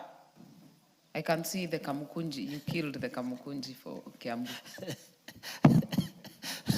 Thank you, Honorable Speaker. I think I was just consulting different members, depending on their seniority as far as the National Assembly is concerned. Let me take this opportunity, Madam Speaker, and support Honorable Member for this bill. And I want to say that there are issues that probably we need to address as we are supporting it. And one of it is about the 15 years experience. What has killed most of the civil service is when we leave a loophole or a gap whereby the career people who have been in that industry, that they cannot progress as far as those appointments are concerned. Because they are state appointment, they are executive, they are appointed by the president. The career civil servants, we must have a way to protect the career civil servants, those people who have been serving in those specific institutions, Madam Speaker. The issue of experience and say that you have to be in the police force for the last 15 years. I mean, that is a small bar. We are supposed to say you must have served the police force from early as an inspector or a sergeant, so that you have grown through the career and the randa of police service and police service, Madam Speaker. Because at the end of the day, we want someone who is experienced, who understands where is Baragoi. Someone who has grown through the randa by becoming a simple police officer who have gone through the system. And at the end of the day has been promoted because of merit, not because he knows anybody in government, not because he rubs shoulders with certain members of parliament or governors, but because he have given his all as far as that career is concerned. So we must have a way, and I'll talk to Mheshimiwa, we amend. Because 15 years experience is such a short time. There should be even 30 or 35 years of experience, so that the person you're putting in charge of security has served probably in the Kenya Police Service, have grown the rank, he has become an OCS, he has become an OCPD, he has become a county commander, and he has gained experience through the system. So the moment he sits in the seat up there, he understands what happens in my smallest police division. I'm at the section of police, whether it's a police post. He understands what normally goes on in that police post. If you tell him we have a challenge to deal with thieves because we are not mobile, we don't have vehicles, we don't have guns, he can be able to relate with whatever is going on. And I've seen it, Madam Speaker. And I think something must be done, because you realize someone has been out of the country, he comes and apply because we have put the bar so low that we only need 15 years experience. You must have served maybe in any criminal. I have seen that you have served probably in being a lawyer, or you have been in any criminal or any degree in criminology or security or sociology. It is totally different from what happens on day-to-day activities of the security sector within the Republic, Madam Speaker. So we must make it sure that we protect and also entice the police officers knowingly.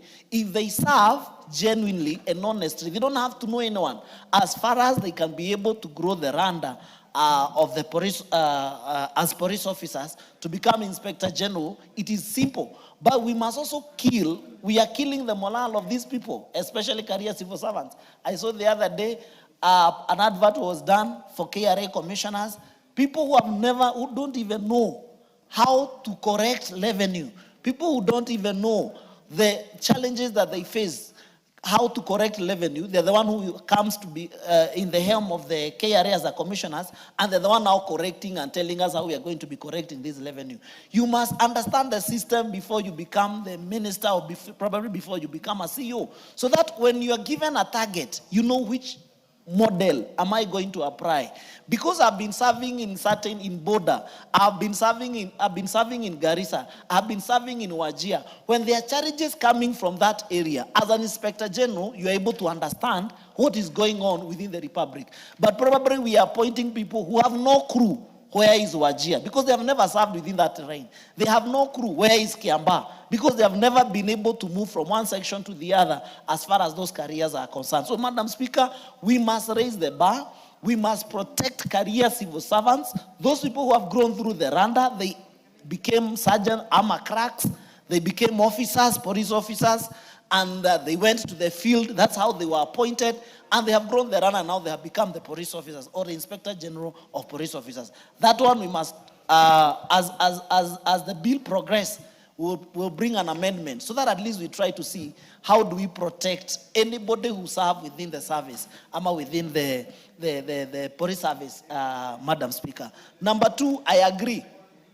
As long as your retirement comes fast and you have been appointed as Inspector General of Police, you should go home, because any leader should be able to make sure that he has raised another generation to take over after them.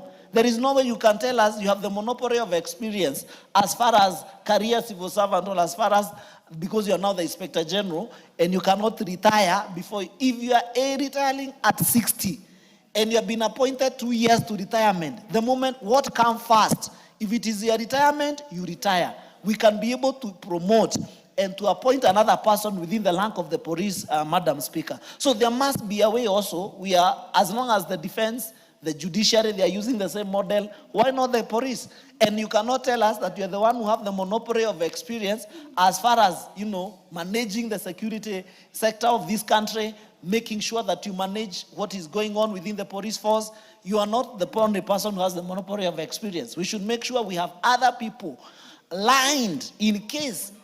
Madam Speaker, we must also agree, there is also the call of nature. Things happen. You might even die. Does that mean we will not have another Inspector General of Police because something has happened? No. So what comes first, I support Mheshimiwa. If it is your retirement that comes first, retire. If it is one term that you're supposed to be an Inspector General for one term, and then your heir end when you are 59 years, then you go home, we appoint another Inspector General of Police or another Deputy Inspector General of Police. But my issue, Madam Speaker, is that we must protect career civil servants. We must encourage them that it is beneficial for you to be a career civil servant, supporting the government, offering your entire life because of the government and the public service. We must make sure that even if we are going to appoint on merit, and that is a notion that people say it is merit, but we know sometimes for you to get such position, you must know who is who in this country. So we must also make sure we protect career civil servants, so that by the time those positions those positions becomes vacant, someone can be able, you just only need to present your CV and you get appointed without knowing who it is who as far as this country is concerned, Madam Speaker. There are many issues that the police need to address, and I have heard much more also mentioning some of them. The issue of, because the performance of security, it has other attributes, especially as far as the movement is concerned, the issues to do with the vehicle. We have been talking about this for a very long time. And I think we are just about to approach the election whereby even the police, they don't have enough vehicles to be able to facilitate and to be able to move around and make sure that there is smooth election. And number two, to make sure that they are also mobile, even in terms of fighting criminals, fighting Al-Shabaab and doing all those things. We have been setting a budget. And Chair Security will confirm, because I sit in the budget committee. Every single month, every single budget, we have been setting aside money for modernization. But we want to also to know from the security committee, from the chairs, what is this money doing for modernization? Because and I know it is a sensitive matter to discuss and even to say, but we must also be able to know whether the police are being modernized. Because as far as my constituency is concerned, I haven't seen anything modernized, not even the guns, not even the walkie-talkie, not even the vehicles. So, and we have been setting money every single year for modernization. So you also need to understand, are the police well equipped? Are they well facilitated? And I want to appreciate what the government did the other day because they increased their salary. It comes a long way to motivate them and to tell them that, you know, it matters. Continue fighting for this country, continue doing what is right, but we must also make sure that we protect them so that when such positions becomes vacant, they don't need to struggle. They need to understand, as long as you have 30 years of experience as a police officer, you are entitled to apply for that job, and because of merit, you'll get that opportunity, Madam Speaker. I support.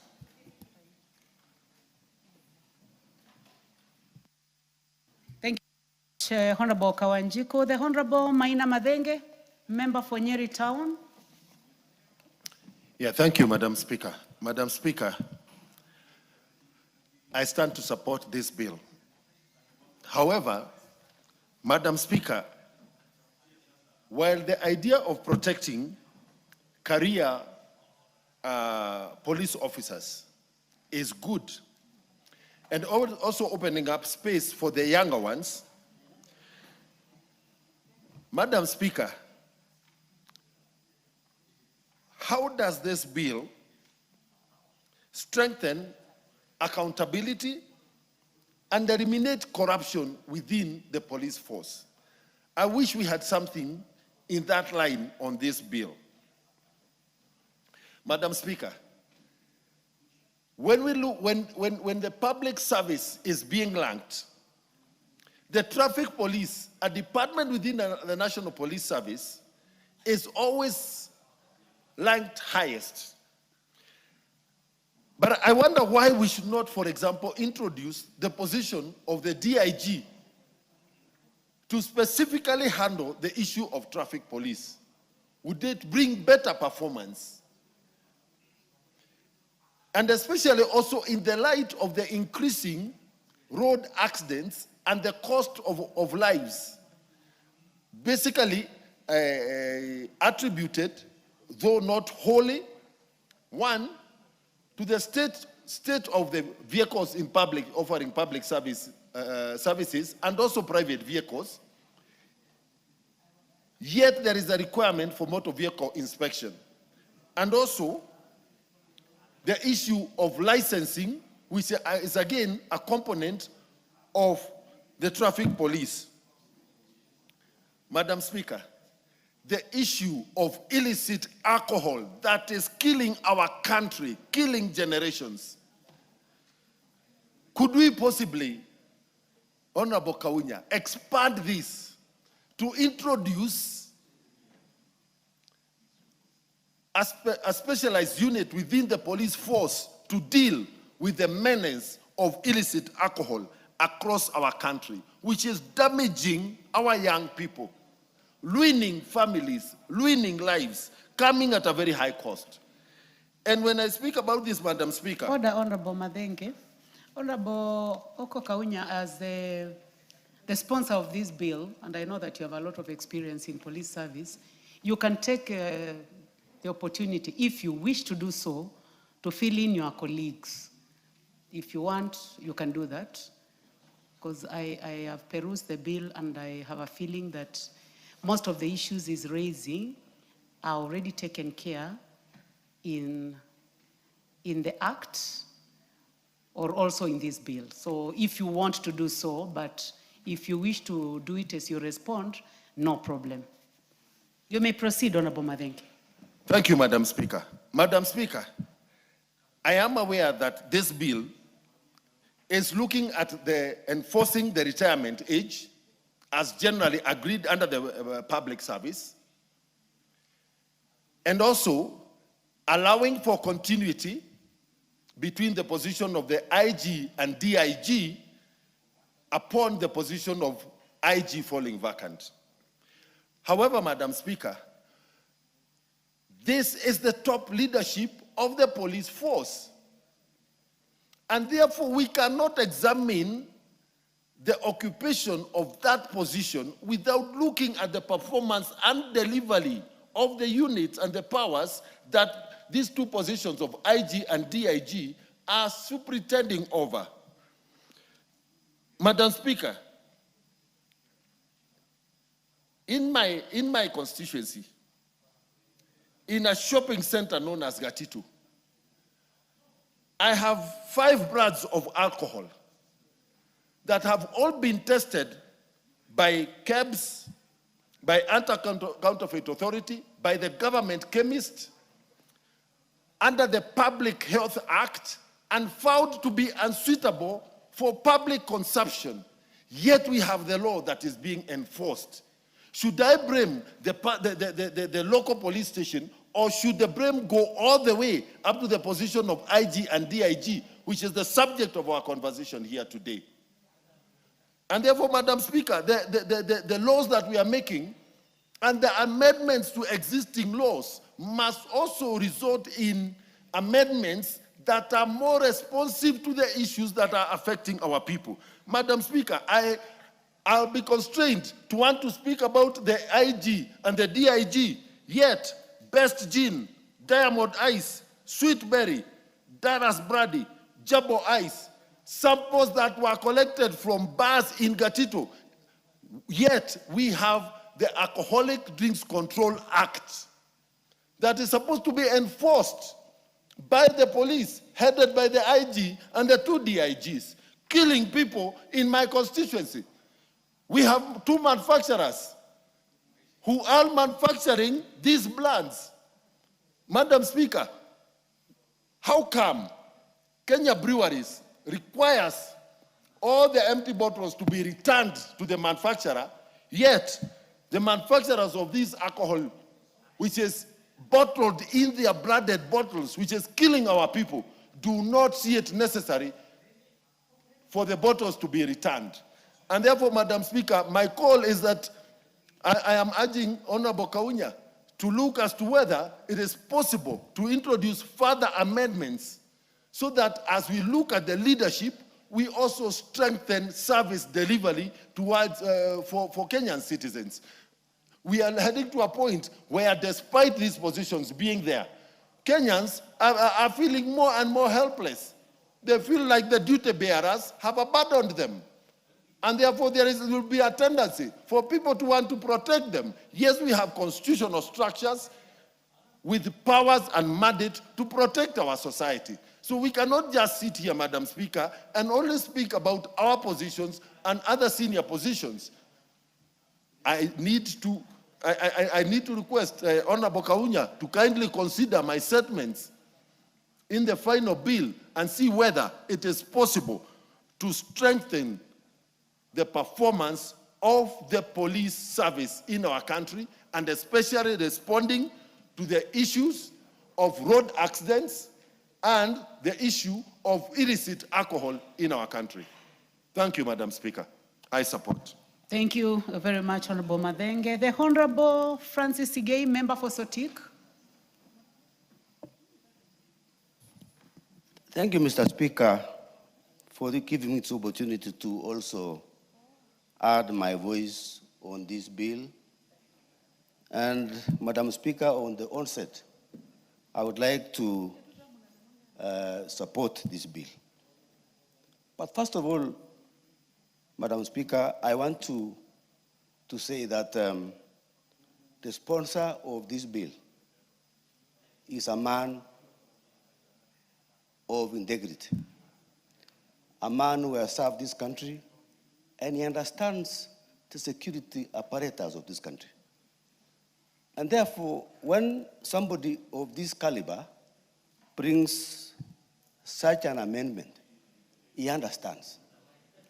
But, Madam Speaker, you know, in this country, the role of the Kenya Police Service is so crucial that whatever people are talking about always centers on the way the police are operating in this country. And therefore, Mr. Speaker, Madam Speaker, I want to say that this this amendment is following the footsteps of the Tonje rules. The Tonje rules in this country, Madam Speaker, brought a kind of revolutionary measures, which is now making the Kenya Defense Forces a very stable institution. And therefore, when our honorable MP from Teso North brings in this amendment, it doesn't mean that it is the end of everything. Madam Speaker, we have Maraga reports, Maraga reforms. Maraga reforms have got a raft of measures which is trying to improve the Kenya Police Force. And therefore, I want to commend Honorable Kaunya.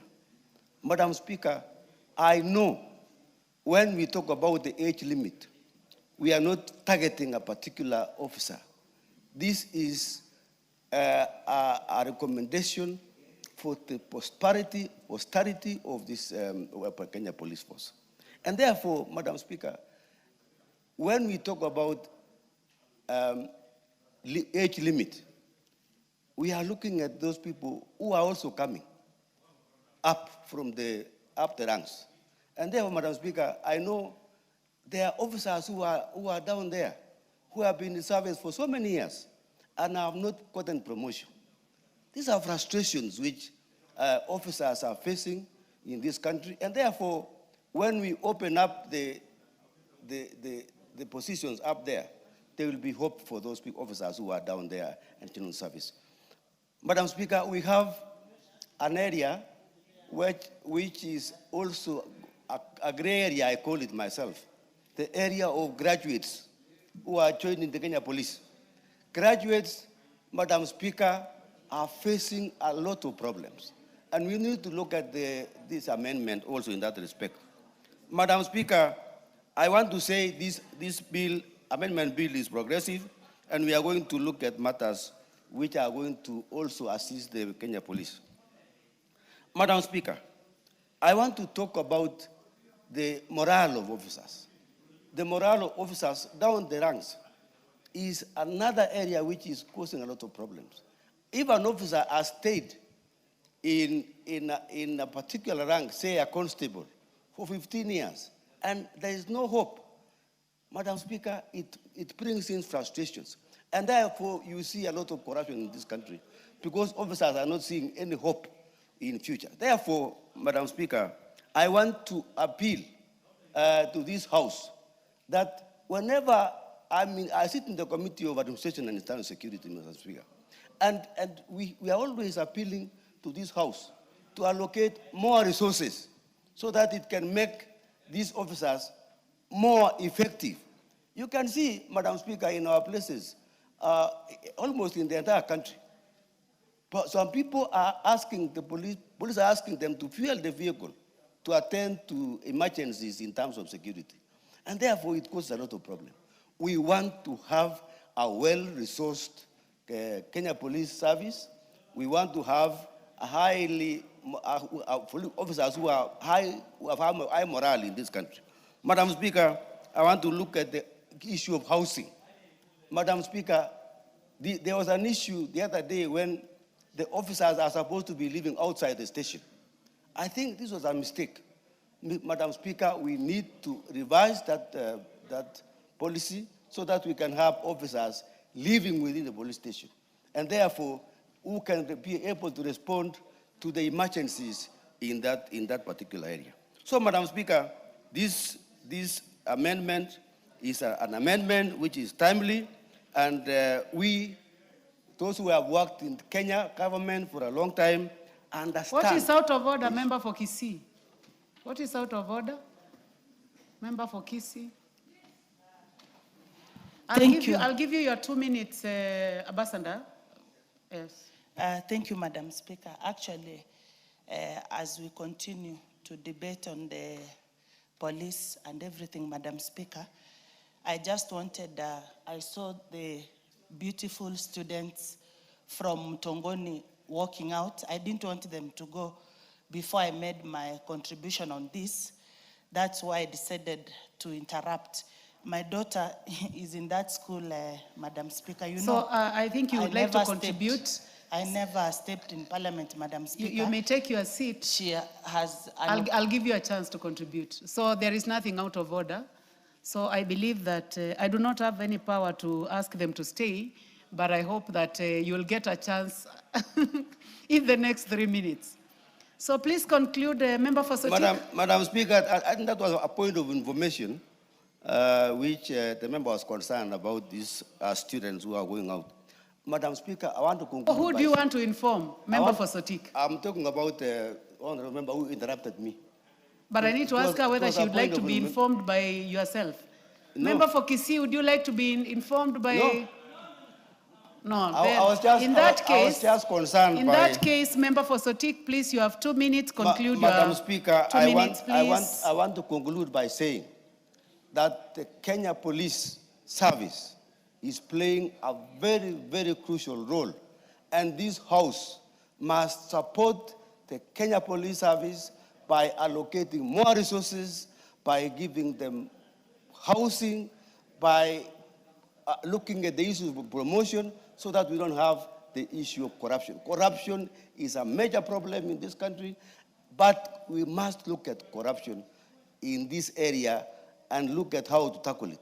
Maraga reforms are reforms which are also progressive. And if members of parliament must look at these reforms because it's a big thing which is coming up and this government is implementing it. Thank you, Madam Speaker.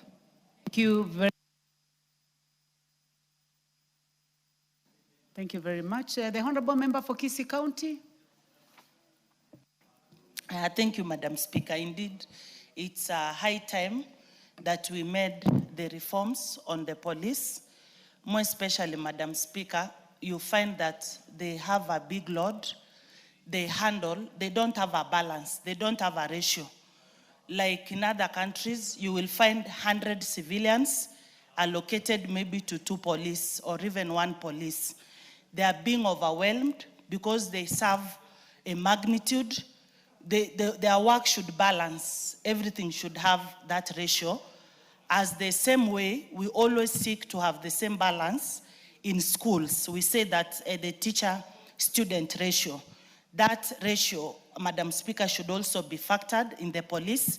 And that's why I felt before the students leave, because the teachers always want to give proper lessons to good number of our class, not to have like 100 learners with 1 teacher. Like when we had JSS, Madam Speaker, there was a lot of noise. The teacher ratio is not balancing. So, Madam Speaker, please, in that view, allow me to welcome Mutongoni in the House. They are looking very smart. Girls and boys, you work very hard. I see it's a mixed school. You reduce the sharing of love notes in class. You can be spiritual. You can do more Bible verses, encourage one another. And then to the teachers of Mutongoni, karibuni sana to Parliament.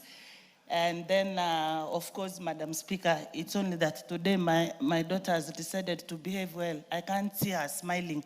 She's just my duplicate. She's there. So thank you. She's there.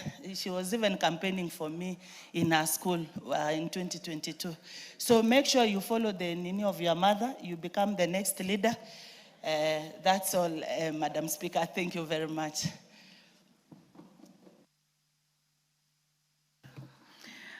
Okay. The Honorable Esther Passaris, member for Nairobi County, Nairobi City.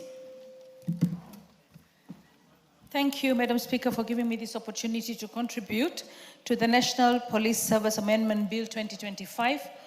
Madam Speaker, for me, I feel that every amendment that is brought, and this one I think is trying to primarily address the issue of retirement, which was not captured in the bill. So bills are made and they're not cast in stone, and we continuously continue to amend them so that we can be able to grow a very strong police force.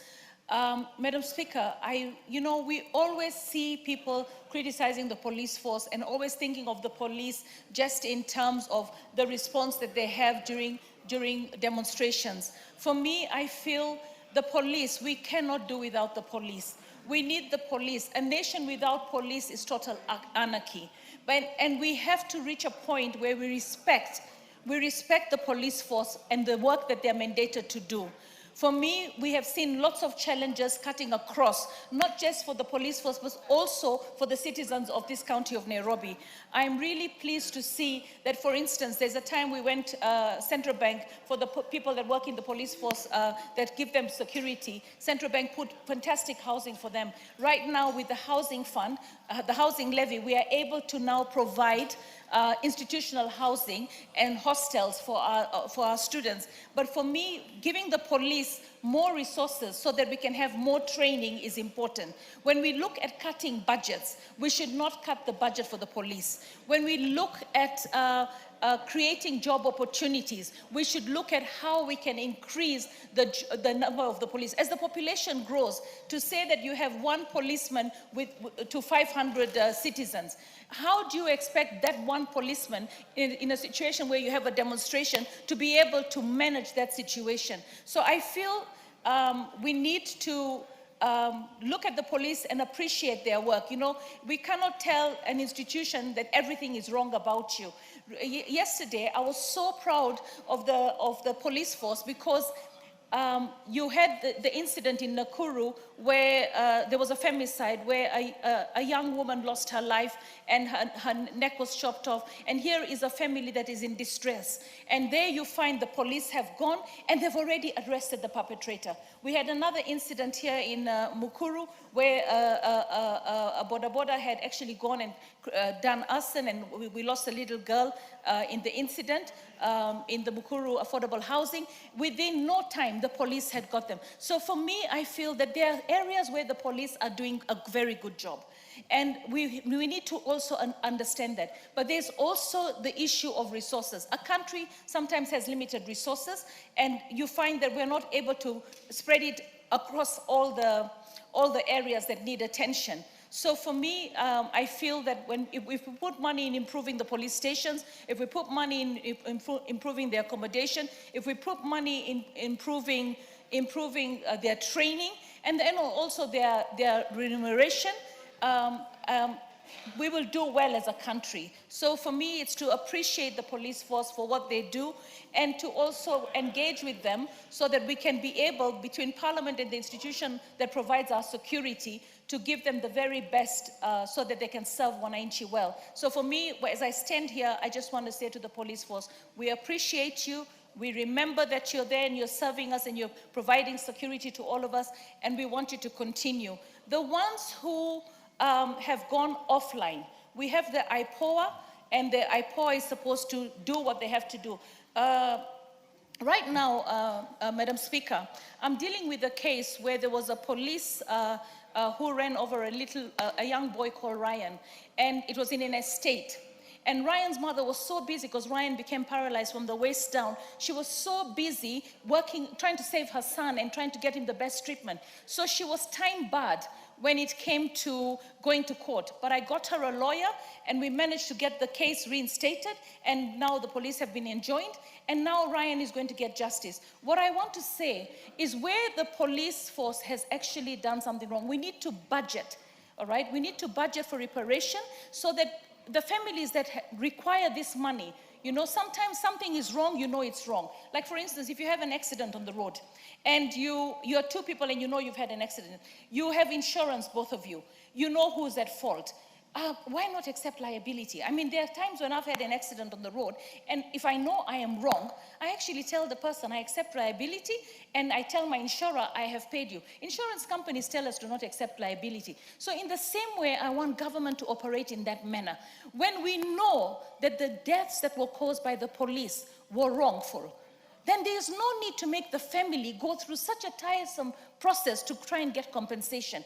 We should be able to have a budget for compensation. They should be able to actually tell us that this is this death was caused wrongfully, and we need to be able to compensate. But for me, over and all, I believe that we need to also figure out a way. I mean, these speed cameras, I know a lot of people are against it. It's currently been stopped by the courts, but we will save the police a lot of hard, unnecessary work with the speed cameras, because the police might be at one point and at the other point, and then the overspeeding is in the middle, causing a lot of accidents and trying to engage a police force that is already strained with unnecessary work. If we have the cameras, and I remember the first week that the cameras were running, quite a number of drivers, even here in our parking, had all received messages telling them you have a fine of X amount, X amount. And I said to my driver, now you know you're on your own if you're going to overspeed, so do not break any laws. So we need that discipline in the country. That if we're going to raise money from the indiscipline of Kenyans, eventually Kenyans will realize that indiscipline is costly. Once they realize indiscipline is costly, there will not be overspeeding. We will reduce road carnage. We will also allow the police to focus on other areas. I believe as a government, we want to have a society where in the end, we're not just filling up our prisons, we're creating opportunity and we're managing our people. I also believe that the police should have open days in their stations with the people, the citizens that they serve, so that they can be able to harmonize. We don't want to look at a police officer and think, oh, he's just somebody who wants a bribe from me, or he's somebody who's inefficient. I believe that as a country, these police officers did not come from outer space. These police officers are Kenyan citizens. They are our sons and our daughters, and they are working hard. So while we ridicule, let's not stereotype, because not every officer out there it has caused you harm or is going to cause you harm. They're there for law and order. So I want to stand here and say I support the amendment. I believe they should have a retirement age of 60, and I also support that they should be given more resources, and I support that they should be given training, and they should be also given dignified living, which I thank the President for ensuring that we have institutional houses that can actually move the police to dignified living. Thank you, Mr. Speaker. Before Ochanda starts contributing, I want to recognize the presence in the public gallery. Order Honorable Waluke and company there. Can't turn this place into some kind of a, should I say a camel market instead of fish market? Okay, thank you. I want to recognize the presence of the DB onto Lily School, Buri West constituency in Meru. And I want to order, honorable member, order. I will ask the honorable Rendikiri. Is there any other MP from Meru here in the house, in the chambers this moment? The honorable Rendikiri, please give a word of encouragement to these future leaders of this country. Thank you. And tell them that you are already getting tired, so they should prepare to come and take over your place. Doesn't have to be the next 5 years, it can be the next 10 years. Thank you. Proceed. Thank you, Mr. Speaker. It's a privilege to welcome DB Ontelili from Bori West, which is one of the sub-county that forms Bori constituency, which I represent here in Parliament. Mr. Speaker, this school is in a very dry area. It's a school that we have put up from the scratch. And what you are seeing are determined children who are ready to make it in life. I'm happy that they have come here to see the house where laws of this country is made. I see the faces of those children and see future leaders. I see future engineers. I see future doctors. I see good citizens of this country. I want to welcome them here in this house and tell them you can be a member of parliament in this place. Yours is to work very hard. Please maintain discipline. Please listen to your teachers. Obey your parents. Please sit down, lead, and work hard. The future is in your hands. I thank the teachers and the school administration for bringing you here, and it is not in vain. this historical visit of this school is going to be something in the future. I thank you, Mr. Speaker. I think so that the ladies also feel encouraged. I will ask Madam Nyazi. Amina, you could do it in Swahili also to encourage the ladies in the public gallery from DB in Tulili School. Asante sana Mheshimiwa Spika, wacha nichukue fursa hii niweze kukaribisha wanafunzi wetu, watoto wetu waweze kufika katika jumba kuu. Hii ndio ni parliament, hapa ndipo ambapo sheria za nchi nzima zinapotungwa. Na kama mnavyoona hapa kuna viongozi tofauti tofauti. Mimi naitwa Mina Mnyazi na ni mbunge wa Malindi. Ni kuombea tu ya kwamba nyinyi bado ni watoto, tunaomba muongeze bidii katika masomo yenu. Tunaomba muweze kuiga mifano ya wale viongozi bora katika taifa letu la Kenya na tunaombea mema katika maisha yenu. Asanteni sana na karibuni sana hapa. Thank you. Honorable Ochanda, followed by the Honorable Rachel Nyamai. Thank you, Mr. Speaker. Mr. Speaker, from our side, let me say that I really support this amendment. And it's been a big anomaly in this country that we've been talking about an IG, head of police service, without an age limit. I think this has been a big anomaly that the amendment is trying to bring around, which is perfect. We must have an age limit for purposes of even the others in the career, for issues of professional and career progression, get to know that, no, there is a stage at which we have to.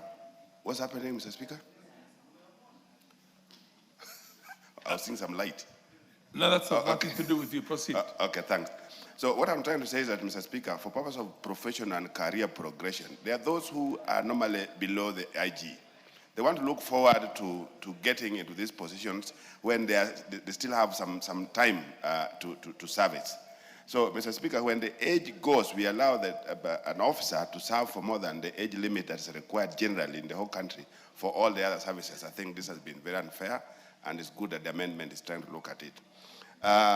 If you look at the issue of the lower cadres below the AG, the deputies, the issue of serving terms, like the AG is proposed to serve now, IG is proposed to serve for 4 years, and then the deputies to serve for 5 years. I think this is perfect for purpose of transitional purposes, such that we don't just get deputies getting into IG at a time when the transitional arrangements are not properly in place, Mr. Speaker. Allow me to digress a little bit as we look at this, Mr. Speaker, because the police service has a lot of challenges. Police service has a lot of challenges. As at now, we have the biggest challenge in terms of issues of vehicles. In my constituency, Mr. Speaker, there is a police station that has not had a vehicle for the last 5 years. Mr. Speaker, there is a police station in my constituency that has not had a vehicle for the last number of months, yet it is a border station. So you can imagine what the police in these stations are going through. They have to carry suspects in motorcycles. They have to carry a lot of investigation through motorcycles. And these motorcycles, there's no arrangement that is put in place for them to be doing this. So you get the OCS, doesn't have the money, doesn't have the capital, or doesn't have the facility to do, and as an alternate to the car, there's nothing else. So, Mr. Speaker, I think the police service needs to be, particularly the issue of the vehicles needs to be looked at afresh, because it's not just my constituency alone, but I'm aware there are many other constituencies now that have polling stations that don't have vehicles. And it is very, very, very difficult for police officers to work minus a police car. So, Mr. Speaker, as we look through the issues of retirement and stuff like that, the service itself also needs to be looked at thoroughly, such that they are facilitated to work well. It's not very easy for a police officer to be walking around on foot in the villages, looking around for suspects and stuff like that when they're not, their security becomes really a challenge, Mr. Speaker. So I support the amendment, and I want to wish that this be followed very quickly. Thank you, Mr. Speaker.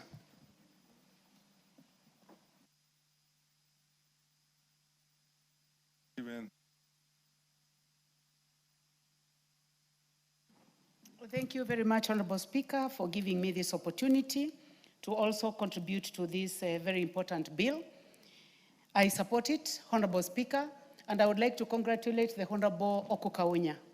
And Honorable Speaker, for those who may not know the person who is the mover, the originator of this bill, he has a lot of experience in the police service. He was a regional commissioner of police. He was in charge of the AP training school, and he has served in the police service, and he has a lot of understanding on the challenges that may exist within the police service. So I would like to congratulate him for that, and also congratulate him for being very useful when he was a member of the Security Committee, because he did a lot of work, giving support to the chair in the 12th Parliament, and he did a lot of work, Honorable Speaker, and I would like to congratulate him. Honorable Speaker, as I support this bill is going to bring sanity in terms of the age of retirement, Honorable Speaker. Honorable Speaker, I take a lot of time to follow what happens in the world in terms of wars in the world. And Honorable Speaker, the army or the police officers who win are the ones who have the best education, who have the best experience, who have the best tools, including IT tools, and who have everything, including artificial intelligence. So we would like to see the best people in the police service and of course, at the topmost position of the IG. Honorable Speaker, this bill brings sanity in terms of the age of retirement, that when someone reaches the age of 60, is that they need to retire and give way to others. When you look at the qualifications, Honorable Speaker, they are very wide. They have not restricted to only those who have done security courses. They have expanded this, and this is on page 899 of this bill, where they have included not only criminal justice, but they have added policy development and implementation, finance and public administration, strategic management, security, law, sociology, governance, such that someone will not be told, you cannot be an inspector general because you have not done security. So this is quite a progressive bill, Honorable Speaker. This bill also ensures that the DIG, the case of the DIG, Honorable Speaker, has been not so clear. It has put not only the age limit, but also added that whatever befalls the IG also befalls the deputy IG, where they have put an age limit of 60 years and also included qualifications, such that you do not bring a person who may not be qualified, who we may not be proud of as they speak. Honorable Speaker, we are always happy when we see our IG, our DIG speaking in confidence in all languages, including English, good Kiswahili, and even good our native languages when they are called to do so. So this gives us an opportunity, Honorable Speaker, to ensure that we have highly qualified people who have served in service. I like the fact that this bill has also protected people who are working in the police service, that someone needs to not only have the qualifications, but must have served in the police service for more than 15 years.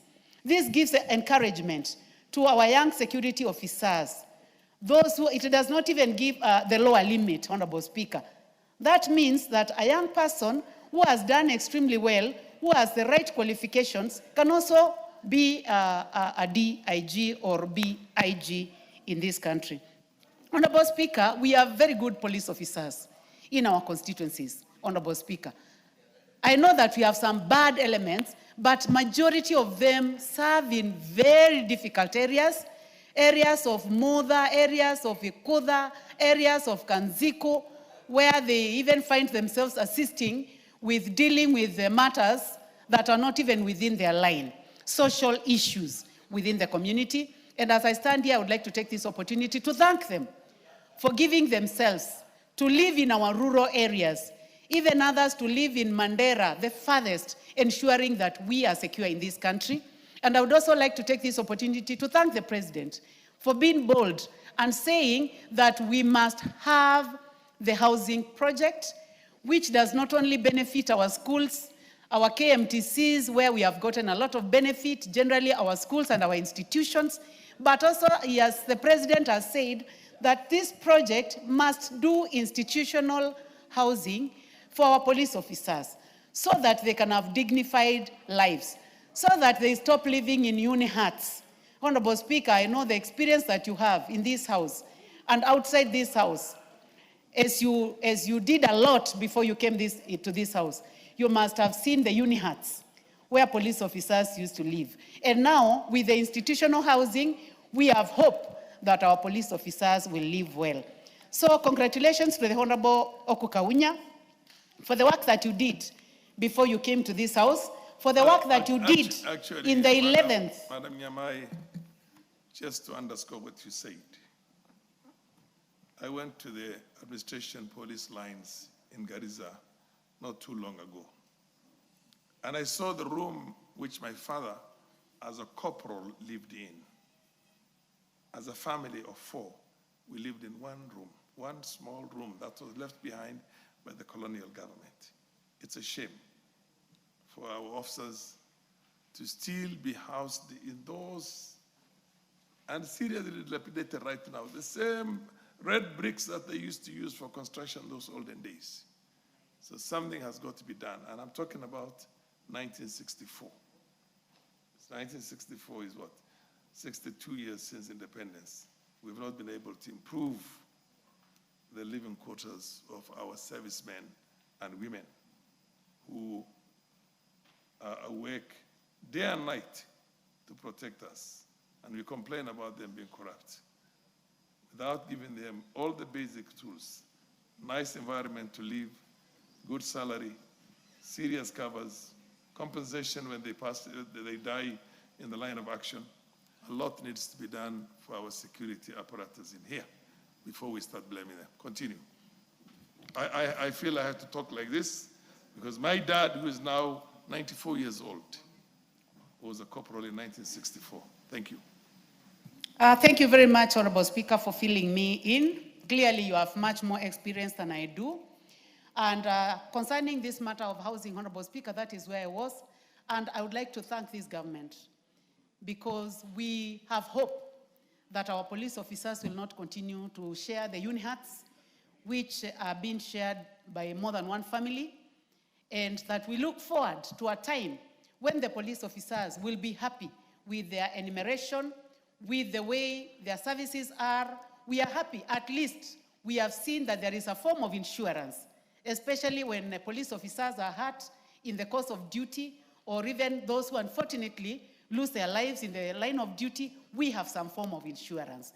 So I believe this is the way a country should take care of their police officers.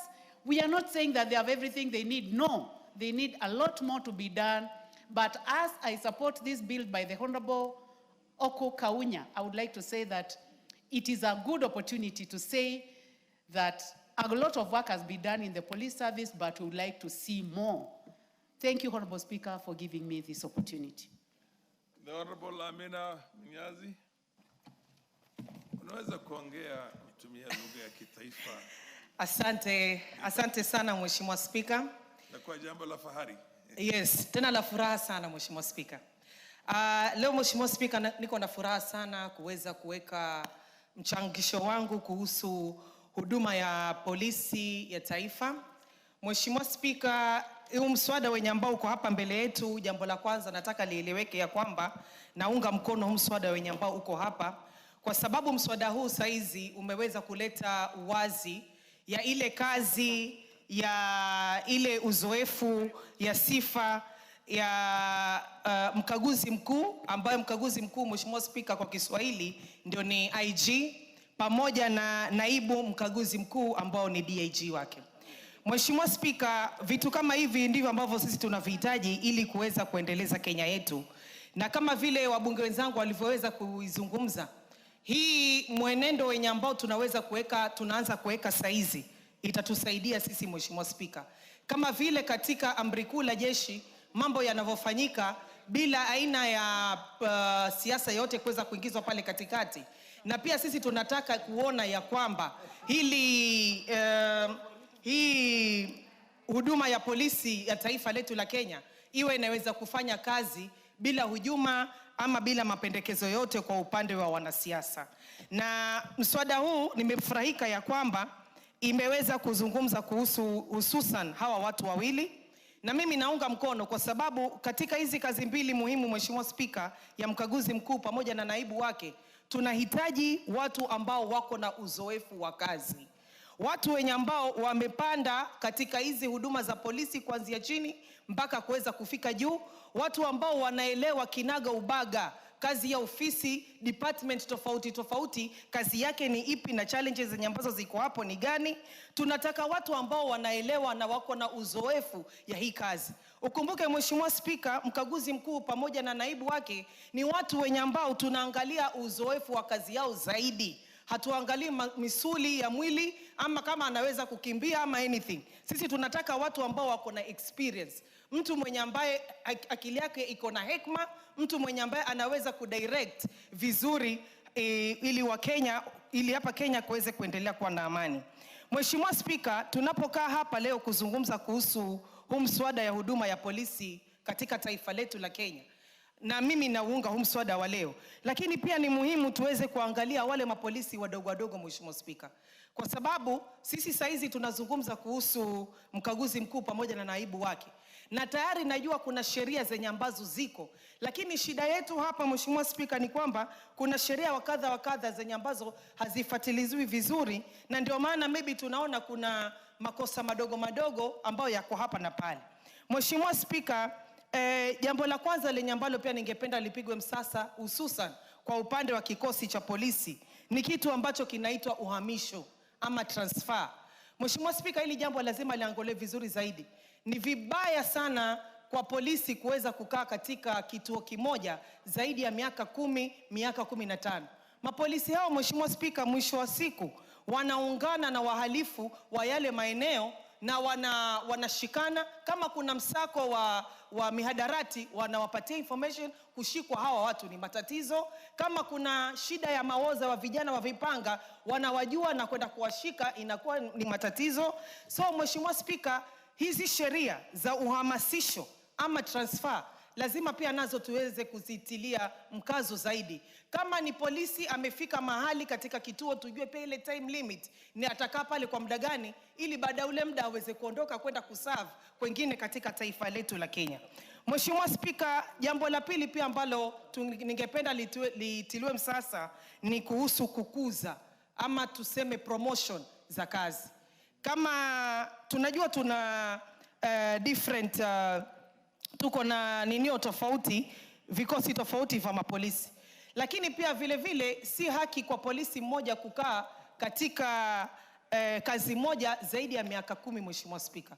So pia hili lazima tuliweze kulekea msasa ya kwamba leo kama umeandikwa we ni constable, after certain baada ya muda kadhaa lazima nawe uweze kupandishwa cheo, Mheshimiwa Spika, ili hawa watu wetu na mapolisi wetu waweze kuendelea. Masuala ya training, masuala ya mafunzo, Mheshimiwa Spika, pia ni jambo muhimu kwa kikosi chetu cha mapolisi, ili kila baada ya muda, najua inaendelea, lakini napenda ya kwamba serikali iweze kuongeza nguvu zaidi, waweze kwenda kufanya hizi mafunzo na hizo training. Na la mwisho kabisa, Mheshimiwa Spika, ni kitu ambacho kinaitwa counseling kwa mapolisi wetu.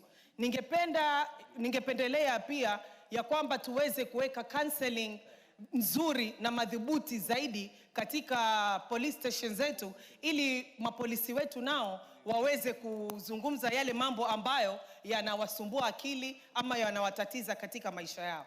Nasema hivi kwa sababu, Mheshimiwa Spika, kuna mapolisi wenye ambao wanapitia shida, Mheshimiwa Spika. Kuna mapolisi wenye ambao wengine wamekuwa ni addict, ni walevi, kila siku wanakwenda kulewa, Mheshimiwa Spika.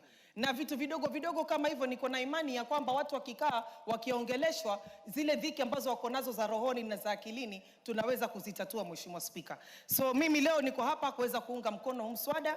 Asanteni sana.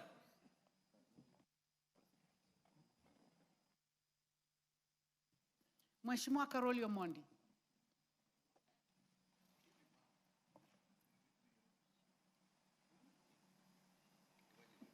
Thank you very much, Honorable Madam Speaker, for the opportunity to lend support to this bill. I I don't think we could have found a more worthy member or more experienced member than the Honorable Oku Kaunya to introduce this particular bill and to work through it with the interested stakeholders. He's a man with extensive experience in the disciplined service, and I'm very glad to support his bill. Madam Speaker, the main thrust of this is that the retirement age of the Inspector General of Police will be 60 years old. I've read the report and also did some little research. In South Africa, India, and Nigeria, actually the heads of police service retire at the age of 60. But as somebody who also attended a junior paramilitary training called the National Youth Service, I think at the age of 60, it may become increasingly difficult for members of the service to do something they call 5BX, which is a mandatory physical exercise every morning. And if you allow me, I could intermingle language a bit for purposes of demonstration as the standing orders allow. You know, in the service, they'll tell you, kidevu juu, kifua mbele, matako nyuma, miguu square. That may become increasingly difficult. What is out of order, the Honorable Barasa? Thank you, Madam Speaker. I just wanted to inform the Honorable Karoli Omondi that the IG... I need to ask the Honorable Karoli Omondi whether he would like to be informed. No. Okay, then in that case, Honorable Barasa, you'll get a chance. Now, unfortunately, the rules of the House say that if the person you want to inform doesn't want, then... So please proceed, Honorable Karoli Omondi. Yeah, lately I'm under a lot of attack. That's why I did not allow my friend to inform me. I don't know where he's coming from. So, Madam Speaker, as I said, in the disciplined forces, physical fitness is one very important attribute. And disciplined services, hierarchy is equally important. So I believe the age of 60 for purposes of retirement is adequate. However, I must insist on assurances that this will not apply retroactively, because at present we have a very capable and able Inspector General of Police, Mr. Douglas Kanja, and I hope that this will not apply retroactively to affect IG Douglas Kanja. In fact, as a House, I think we need to make that very clear, that there will be no retroactive application of the retirement age of 60. And we respect Honorable Douglas Kanja's contract of 4 years until he retires naturally, as was in the old order. Secondly, I would like to propose that the IG be a person who has risen through the ranks of the police service.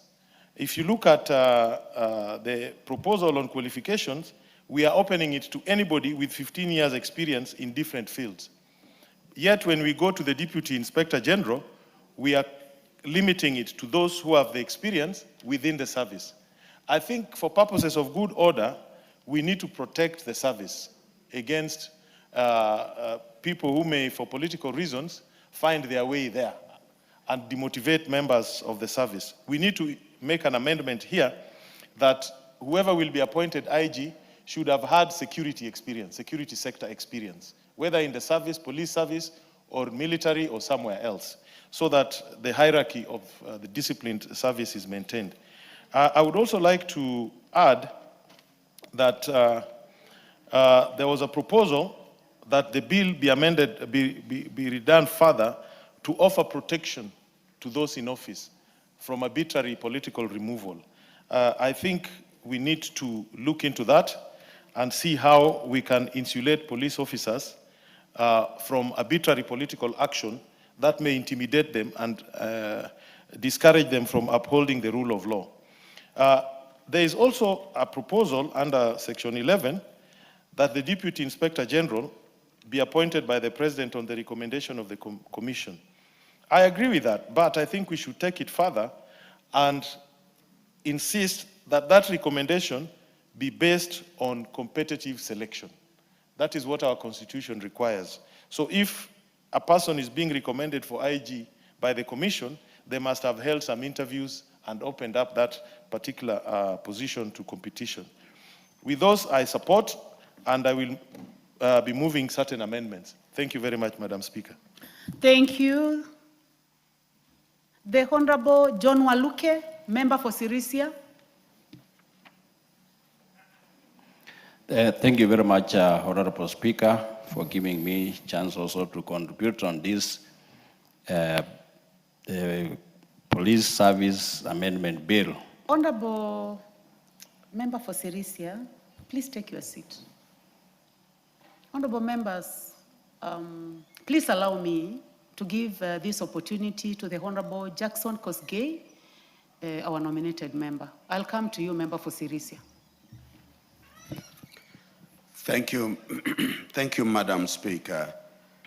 On the onset, as I take the floor, I support this bill on the National Police Service Amendment Bill 2025 by the Honorable Kaunya.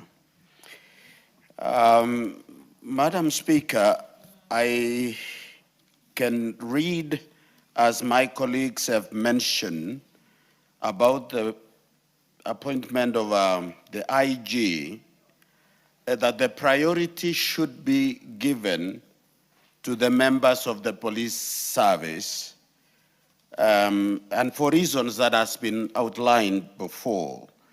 So in this amendment, it should be very clear that we are giving by law the priority to the force itself, so that the 15 years mentioned gives priority to them.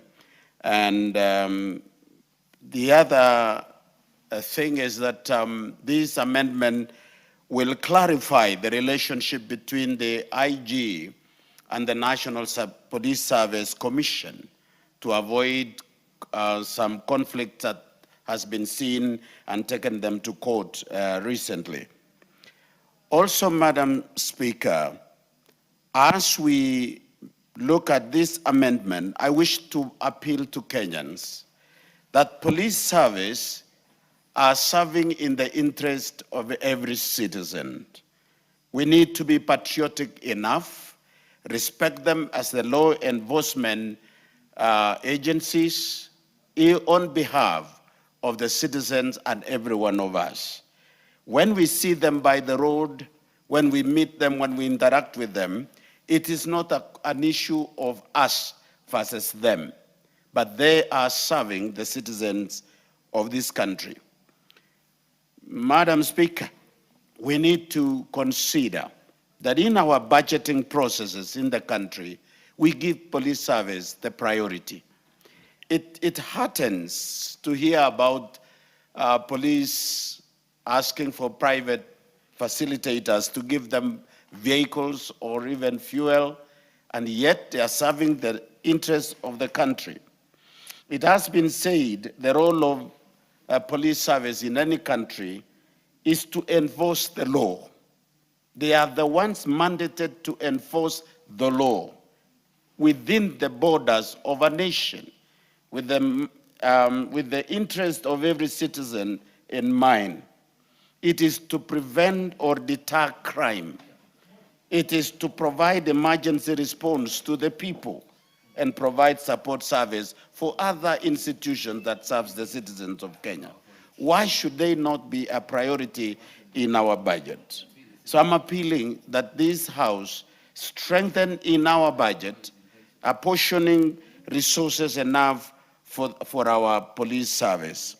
And finally, Madam Speaker, is that we need to consider the welfare of those of our men and women in uniform in issues, matters welfare. We have some of them who have been injured in the course of duty.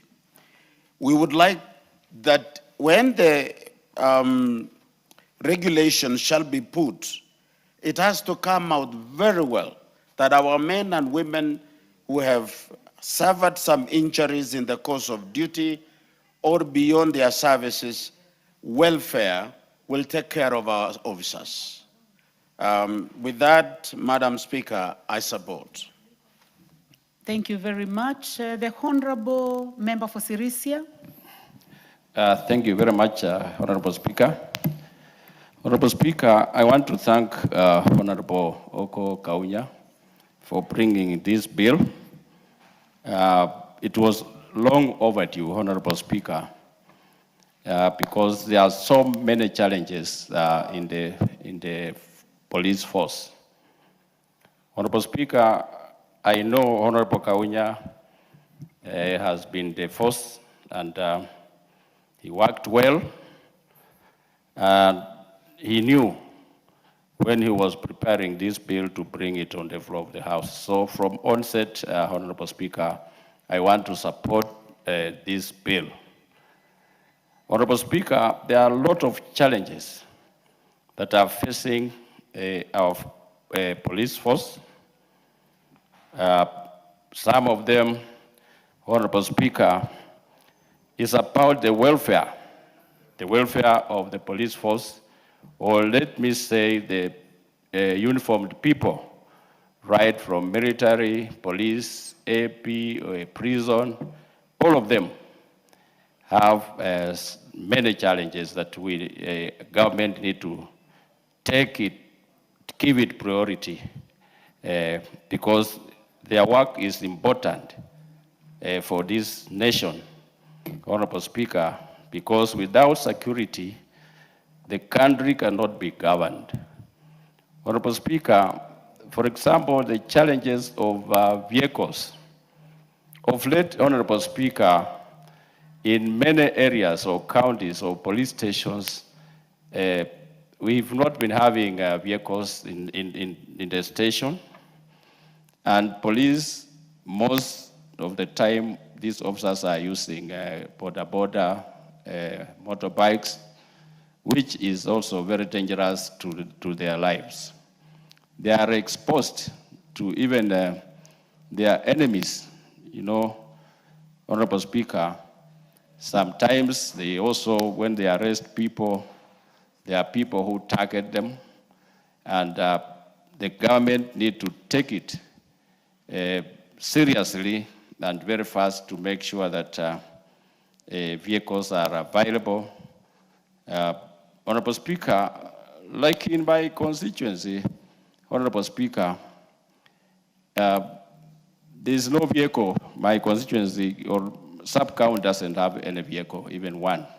I used to have 4 of them, but they were taken to areas that had problems like Lamu and also Mount Elgon. But these vehicles have not been brought back.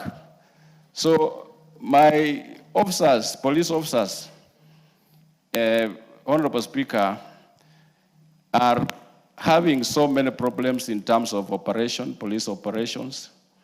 And we are on the border, Honorable Speaker.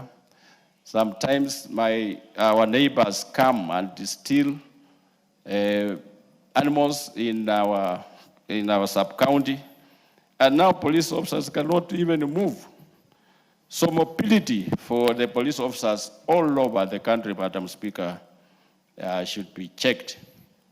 Honorable Speaker, on retirement, because this is transition of an officer who has been appointed for 5 years, like the IG.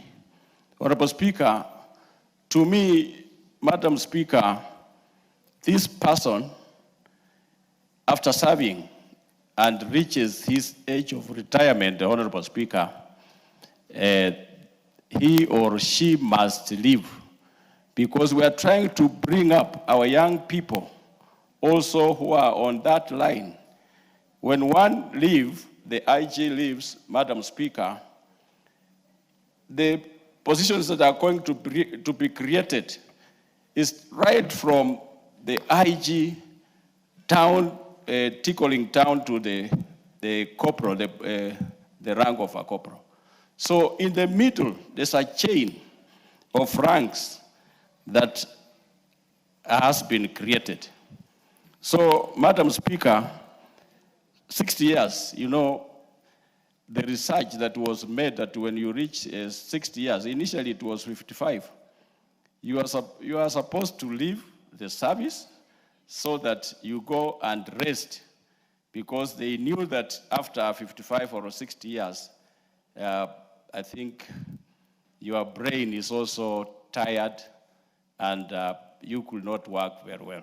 So, Madam Speaker, we cannot say that if someone was appointed maybe 2-3 years ago and he has, his age is over, Madam Speaker, this bill should immediately after we pass it, that person, if there's one who is holding a position with either 61 years or 62 years, Madam Speaker, to me, that person should leave the office, quit and leave for another officer to take over. So for those few remarks, Madam Speaker, I support the bill. Thank you. The Honorable Irene Mayaka, nominated member. Asante sana Mheshimiwa Spika kwa hii fursa ili na mimi nichangie katika mjadala huu wa marekebisho ya mswada wa huduma ya polisi katika taifa la Kenya. Mheshimiwa Spika, kwanza kabisa nimshukuru Mheshimiwa Oku Kaunya kwa kuleta mswada huu kwa sababu yeye kama mmoja wao ambaye alifanya kazi katika huduma ya usalama katika nchi hii na amechangia sana katika nafasi hiyo, tunamshukuru kwa sababu ameleta mswada ambao inasaidia sana. Mheshimiwa Spika, mswada huu kwanza kabisa inalenga kuhakikisha kwamba kazi ambayo Inspector General wa Police anafanya inakuwa na ile limit ya miaka. Kana kwamba Mheshimiwa Spika, wale ambao wanafanya kazi katika utumishi wa umma pia ukifika miaka 60 unafaa kustaafu. Hii mswada inahakikisha ya kwamba hata pia katika ile nafasi ya polisi tumehakikisha ya kwamba hiyo pia inatekelezwa, ili watu wote ambao wanafanya kazi katika huduma ya polisi, watu wote ambao wanafanya kazi katika utumishi wa umma waweze kuwa na nafasi sawa ya kuhakikisha ya kwamba mtu ambaye anafika miaka 60 anaweza kustaafu. Ya pili, Mheshimiwa Spika, katika marekebisho ambayo Mheshimiwa Oku Kaunya ameleta ni ile marekebisho ya kusema ya kwamba ule ambaye anafanya kazi kama Deputy Inspector General pia anafanya kazi kwa muda wa miaka 5 mara moja peke yake. Hii pia Mheshimiwa Spika inasaidia sana kwa sababu katika ile nafasi ambayo tunaona ya watu ambao wanapanda cheo kwenda kuwa Inspector General ama mtu ambaye anafanya kazi kama msaidizi wa Inspector General apate kuwa na nafasi moja peke yake ya kufanya kazi hiyo na kuonyesha umaarufu wake ili wengine wapate hiyo nafasi. Mheshimiwa Spika, nataka kusema ya kwamba pia ingawaje ya kwamba tunataka kukua na marekebisho haya na tunayaunga mkono, pia nitake kusema ya kwamba wale ambao wanafanya kazi kama polisi katika nchi hii ya Kenya wanafanya kazi ambao ni ya maana sana, na tunataka kuhakikisha ya kwamba wale ambao wako na nafasi ya uongozi katika huduma hiyo ya polisi wanahakikisha ya kwamba wako na kazi rahisi ya kufanya, wanapatiwa manyumba ambayo iko sawa, wanapatiwa nguo zile za sera ambazo wanavaa ambazo ziko safi, ziko sawa, na ya kwamba wanapofanya kazi hii na wanapotumikia wananchi wengine wa Kenya wakuwe ya kwamba akili zao pia ziko timamu wakati ambapo wanapata kitu ambacho inaitwa counseling. Kwa hivyo Mheshimiwa Spika, yangu tu ni kumshukuru Mheshimiwa Oku Kaunya kwa kuleta marekebisho haya ili sisi kama bunge la kitaifa tuhakikishe ya kwamba tunaleta mjadala na marekebisho kwa mswada ambazo zinaweza kusaidia Wakenya wote. Kwa hayo machache naunga mkono. Asante sana Mheshimiwa Spika. The Honorable Didmas Barasa, also known as Titimas. Thank you, Madam Speaker. I want to be clear that I support this bill with serious amendments. As much as some members have alluded to the fact that when you are at the age of 60, that your brains are tired, I don't agree, Madam Speaker, because in this country, the judge of the High Court retires at the age of 70. The Chief Justice retired at the age of 70. And I want to bring to the attention of the House that the holder of the position of Inspector General, his duties are completely different from a police corporal or a police constable.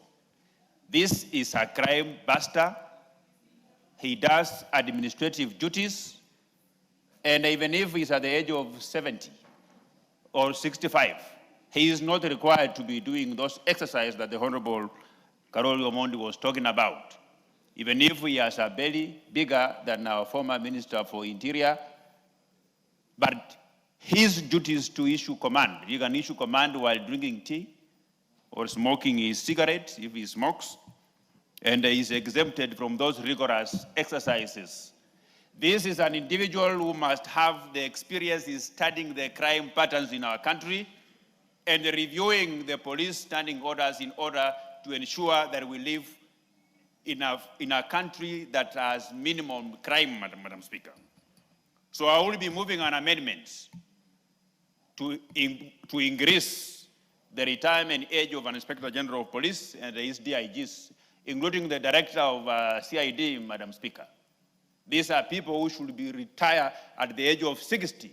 If we trust the brains of a judge of a high court, if we trust the brain of a chief justice of our country, that at the age of 60, they still have to benefit this country with the experience that they have in matters law, even an Inspector General of Police at the age of 60, at the age of 65. In fact, Madam Speaker, the more older the Inspector General, the more older the IG, the more intelligent they are in terms of using their experience that they have acquired in fighting crime in this country. And it makes them even be more fit to hold that position of the Inspector General. I also note that in this bill, Madam Speaker, and I'll be proposing to delete some sections, because if we need to make it clear that for you to be an IG or a DIG, you must be from within the service. And when you are from within the service, the issues of Chapter 6 should not come into play because you're already serving in the service.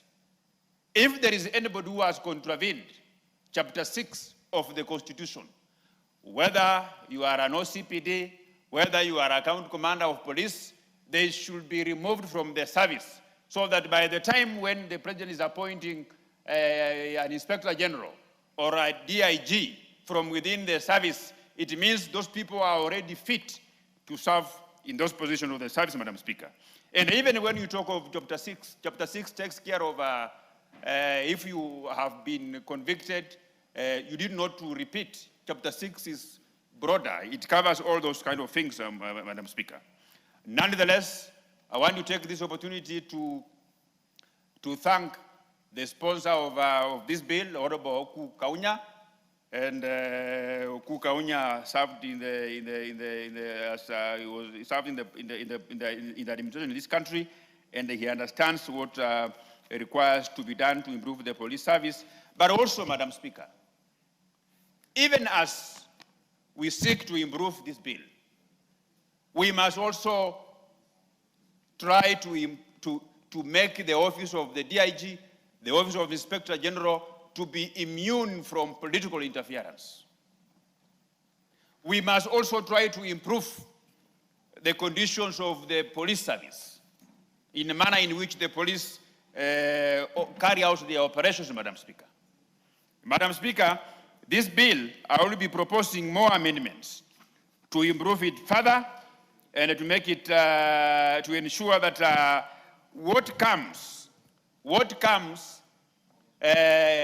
what should be considered within the rank and file of the police that one has to satisfy. We must look at their track record. We must go down to look at, even there were OCS, how did they execute their functions as officer commanding station? If there were police commanders, so that we put in place an Inspector General who is going to use their experience to ensure that Kenya as a country, Kenyans operate in a crime-free areas, Madam Speaker.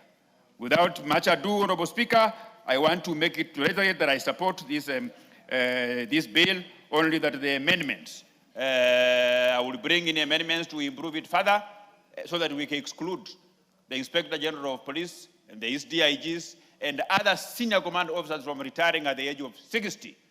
They should borrow what happens in the military. In the military, a corporal who is required to be physically fit retires at the age of 45. At the age of 45, if you have not gone up to a sergeant, you automatically retire. Your services are no longer required. When you are a sergeant, you begin to handle some administrative duties, and a warrant officer, you retire at the age of 52. Warrant officers, 55. But senior military officers who are war planners, they retire at the age of 65 and 70. So we should not exclude the National Police Service from these provisions because the Constitution and the laws equalizes all Kenyans. So we can't be saying in one hand that, that a judge of the High Court is mentally stable at the age of 69. And then on the other hand, we are saying that a police officer is mentally unstable at the age of 60. Those are double standards which we don't want to. We want a country of equity and fairness where all people are given equal opportunities. Even the President, Honorable Speaker, if the President of the Republic of Kenya has no age limit, as long as you are elected, even if you are 100 years, you run the country. We must equalize because Kenya is not an animal farm where some animals are better than the other. Kenya is a land of equal opportunities, regardless of age, so we should work around that level, Madam Speaker. For all these many remarks, Honorable Speaker, I support, of course, with amendments. Thank you. The Honorable Charles Ngusia, member for Mwingi West. Thank you, Madam Speaker, for this opportunity.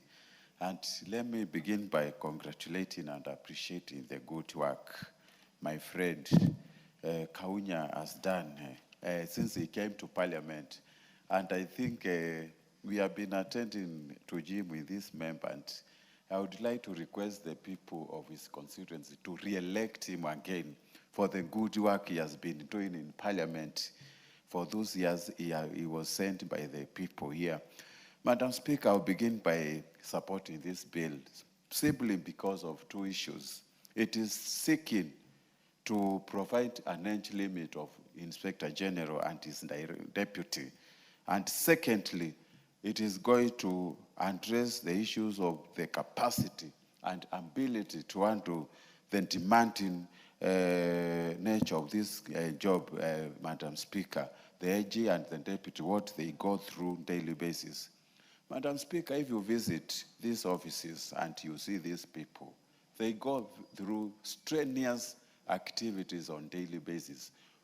Throughout the clock, the IG, the Deputy Inspector General is ever busy addressing the issues of security, the issues of events, maintenance of the law in the country, maintenance of law and order, and all these duties demands serious person with capacity and health actually to address the issues, Madam Speaker.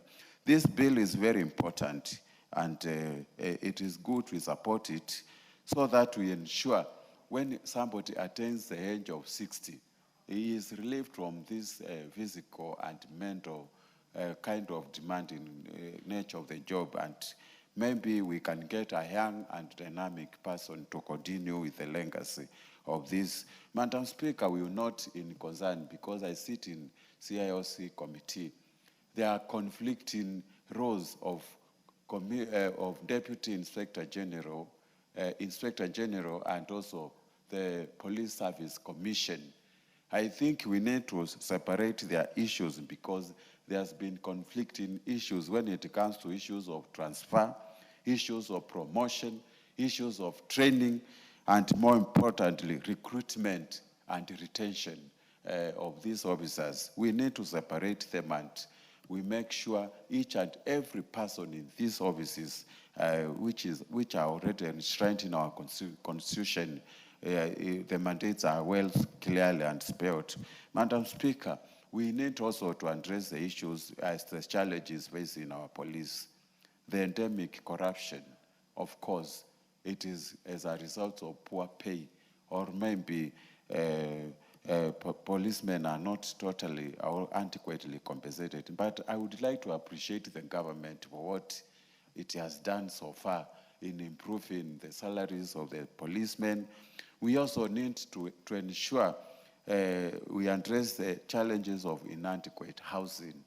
Right now we have got housing levy, which is really a game changer in this country, building so many buildings all over. And we would like to collaborate with policemen to ensure all the police stations, the conditions are improved. All the police stations, we have got adequate housing for our officers to ensure they live in dignity, Madam Speaker. There are so many issues we can address, but not to digress from this bill, I would like to support it and ensure it is properly implemented. And with those few remarks, I fully support. Congratulations, Honorable Kauna, and keep on doing the good job for the people of Teso. Asante sana. Thank you, the Honorable Florence Jematia. I'm sorry we are not able to view. I know that you have been seated there since morning. Thank you. Thank you so much, Madam Speaker. I also want to join my colleagues in congratulating and supporting this bill entirely. And I want to also add to what members have said that Honorable Kaunya is deservedly a citizen who has served in this spectrum of security in Kenya. Madam Speaker, security is a paramount in every sphere of the society. And when we talk about amendments in this bill that gives a national service, National Police Service Act, where we need to consider employment or appointment of an Inspector General, this is a very eminent clause or important in the Constitution, because a police person is a person of the society. It's a person who has endured through many ways, specifically in terms of security. When people go to sleep in the night, when people are expected to be in their safe places, the only person Kenyans sit pretty is when a policeman is in charge. And in this capacity, Madam Speaker, we considering the DIG position. This is a person that should be of sound mind, and I like the proposition that has been given in the bill, that it should be a very well-versed in terms of constitution, a well-literate person, someone who understands the dynamics of the society. We live in a society today that things change every day and every minute because of the narrowing of the world through social media and technology. And this one is a very good component, because when we have a DIG who is able to understand matters criminal, management policies, strategic management, and all those kind of things, and even law, it will help the force, which is the National Police Force, to be able to be governed properly. Madam Speaker, I also noted here that as much as Honorable Kaunya is a member of parliament, he is dissuading that you cannot be qualified to be a DIG if you once served as a member of parliament or you are already serving as one. He has better reasons to that, but I think being a member of parliament is equally being like a police, Madam Speaker, because we do what every other person do. And if you look at it clearly, I don't mind if I was once a member of parliament and I am a DIG today, because I am able to understand the people and that I serve, because I had served them properly before. That is why they even gave me the opportunity to serve them, meaning they understand that I am able to do. Because one thing about politics is also the idiosyncrasy of the leader is what matters, the personality. As you know, we cannot be able to legislate morals. But many times we are always changing ourselves when we call ourselves to such high disregards, and think that we are not able to do it because of the type of the jobs. And to that, probably I will ask the member to consider for a debate. The age is also a factor, Madam Speaker. by 60 years, it is quite reasonable for one to be to be employed to be 60 years and probably less. But sometimes people who are 60 years and above, honorable, are also able. These are people who have institutional memories of societies. These are people who we depend every day. That is why we have wazee in Nyumba Kumi. We can also have probably an office that is able to accommodate such people who have served in the civil service up to 60 years, and they are able to give services again to the society, because we still need them.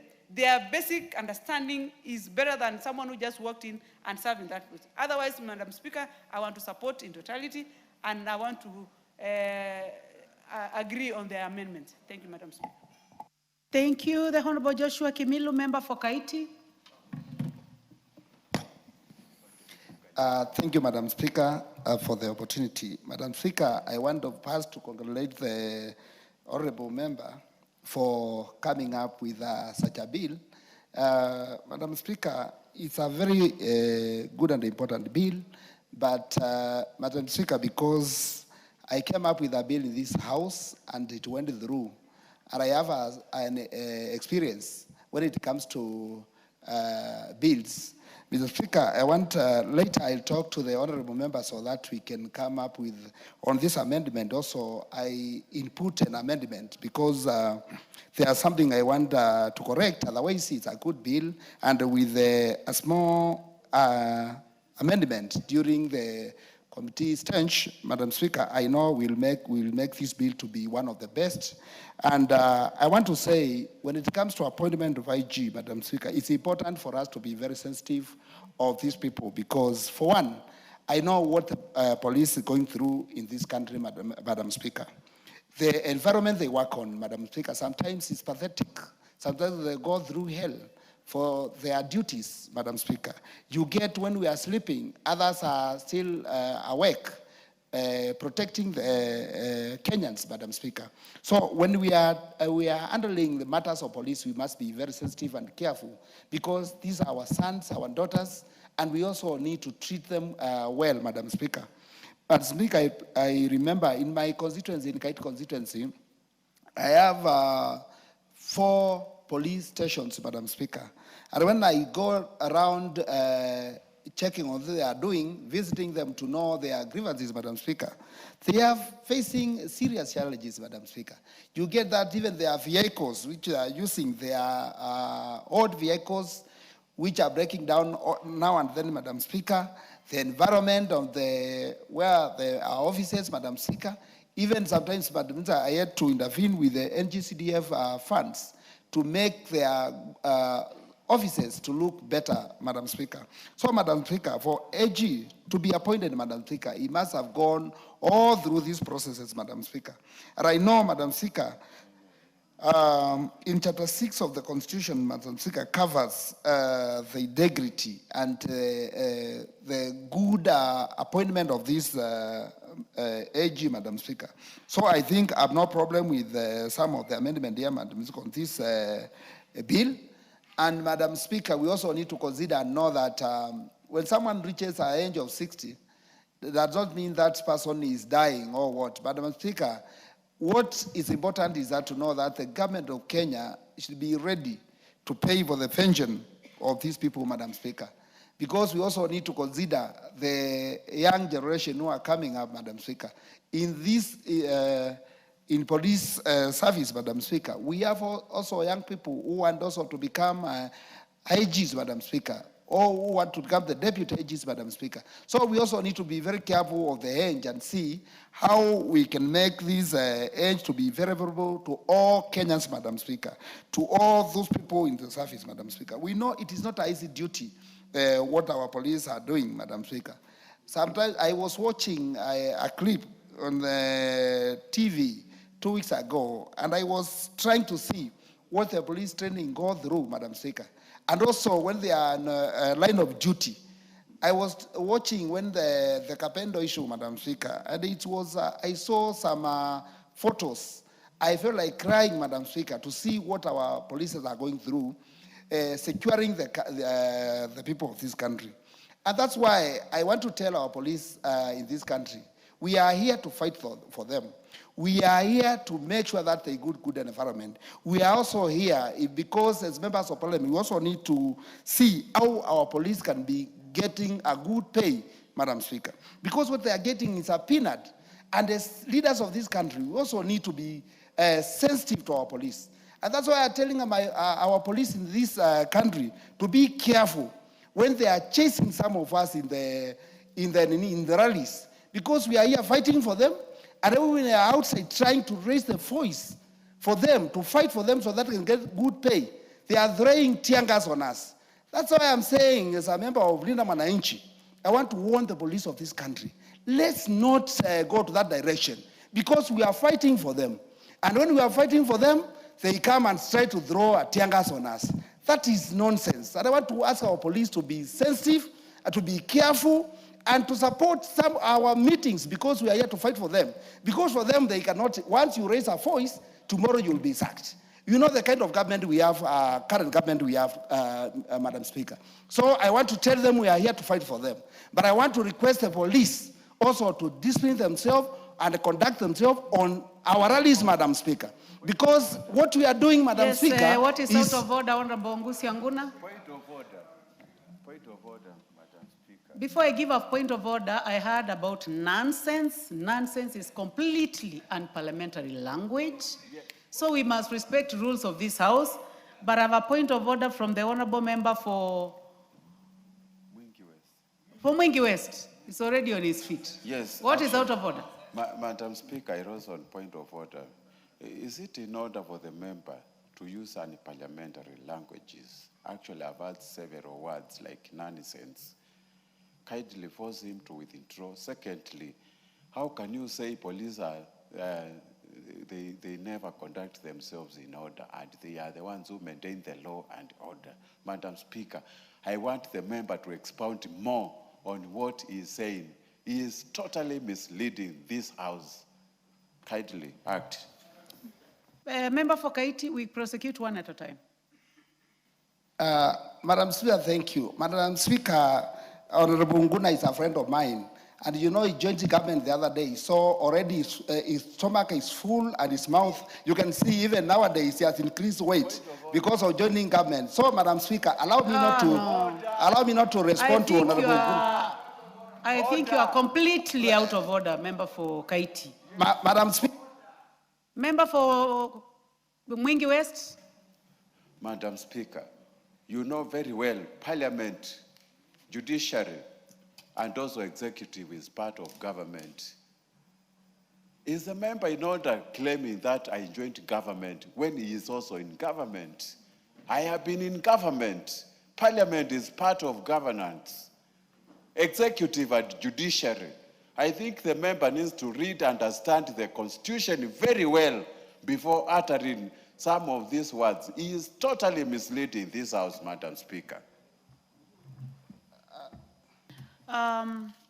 First of all, you have only 1 minute to go, but I would like you to be careful with the language. I know you seem to be very emotional because of politics. This is a very important bill, and you have debated it very well. If you can just conclude without telling those hurtful words that you are telling the member for Mwingi West, it is extremely wrong, and I would like you to apologize for the kind of language that you are using. Member for Kaiti, and you are, is it 2-term or 3-term? 3-term. Madam Speaker, thank you for giving me 3-term. That is good. Madam Speaker, I want to use the right language, and I don't mean the government, I mean the broad-based government. But Madam Speaker, I want to conclude, Madam Speaker. To be precise, Member for Kaiti, you are out of order based on our standing orders. What else is out of order? Member for Buri. We have children from schools here. This is a bad example that you are portraying for this House. You have used language that is total unparliamentary. And these children who are here, they didn't come to hear this kind of statement and using those kind of ones that are not compatible with this House. Madam Speaker, Mheshimiwa Kimilu need to apologize unconditionally. Member for Nyeri? Thank you, Honorable Speaker. Honorable Speaker, I would request the Honorable Member to apologize. I think it is democratic right for Honorable Bunia to be wherever he wants to be. Again, as Honorable Dikri says, we have children here. We are the leaders. I don't think it's right to use the vulgar language. Honorable Speaker, let him apologize before he continues. Honorable Member for Kaiti, based on our standing orders number 107A2, in this standing order and parliamentary language means the use of words which in the opinion of the person presiding are deemed to be impolite, rude, abusive, and inconsistent with the parliamentary procedures or practice. Based on this, I ask you to withdraw and apologize to the House. Thank you, Madam Speaker. Madam Speaker, before I withdraw, I want... I'd like you to just start with the withdrawal and apology. Madam Speaker, I don't think whether it's a matter of apologize, is withdraw, Madam Speaker. And Madam Speaker, I want to withdraw and the word nonsense, Madam Speaker. So, Member for Kaiti, withdraw and apologize to the House. I do not worry so much about the children in there, but we have rules of this House, and you have gone against our standing orders. I order that you withdraw and apologize. Madam Speaker, I want to withdraw. And even before I apologize, because Madam Speaker, I have to apologize, I want to say that Ridikiri is a member, is my chairman in the Committee of Housing, and I know why he's against me, because Madam Speaker, he cannot just say that it's a parliamentary language, Madam Speaker. But for the sake of this parliament, Madam Speaker, I withdraw and apologize. Your time is up. Your time is up. Honorable members, before we proceed, I would like to recognize our guests. Seated in the Speaker's Gallery this afternoon, we have students from St. Bonaventure, Kaheti, boys from Mukurweini in Nyeri, and also students from Gishosho Junior School, Kiambu County, Kiambu constituency. I would like to welcome all those students in the House to continue observing our proceedings, and I would like to give a chance to the member for Nyeri County. Please welcome those students. Thank you, Honorable Speaker. Honorable Speaker, I want to welcome those boys from Kaheti Boys, Mukurweini. Karibuni sana. This is where we are, and I'm sure you are learning a lot from this house, and I want to apologize on behalf of that member who has talked like that. We are always good, and we are here to represent you. When you go back to Nyeri, say hi to your parents, and you have a safe journey. I wish you well. Thank you. Thank you very much, the Honorable Member for Nyeri County. The Honorable Ibrahim Sanei, Member for Wajir North.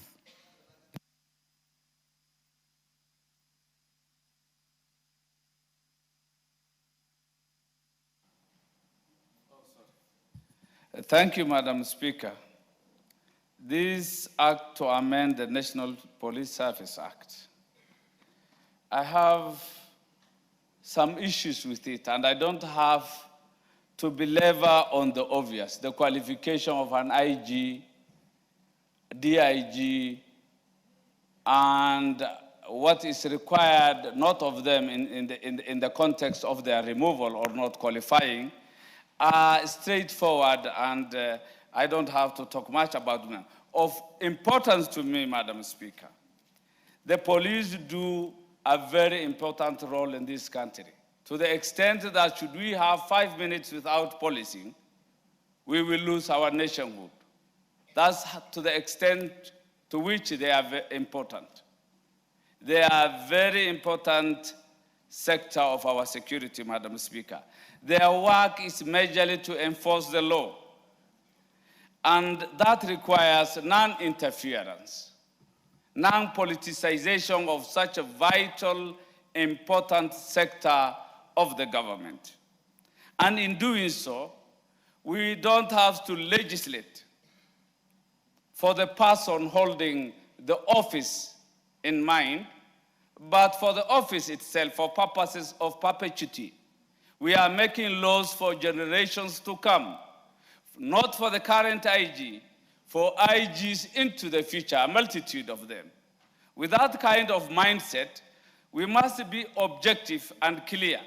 Hypothetically, I mean to say, if you legislate having in mind for a particular IG, say who may be in office, I'm just saying hypothetically, the same law which is ill-framed can catch up with an IG whom you will like so much, who is effective and performing. So let us legislate with objectiveness for perpetuity. Madam Speaker, I had a colleague of mine trying to blame the IG on so many things around the police service. It is clear from independence, it used to be a police force, to what it is now, a police service under the 2010 Constitution. Order, Honorable Sene.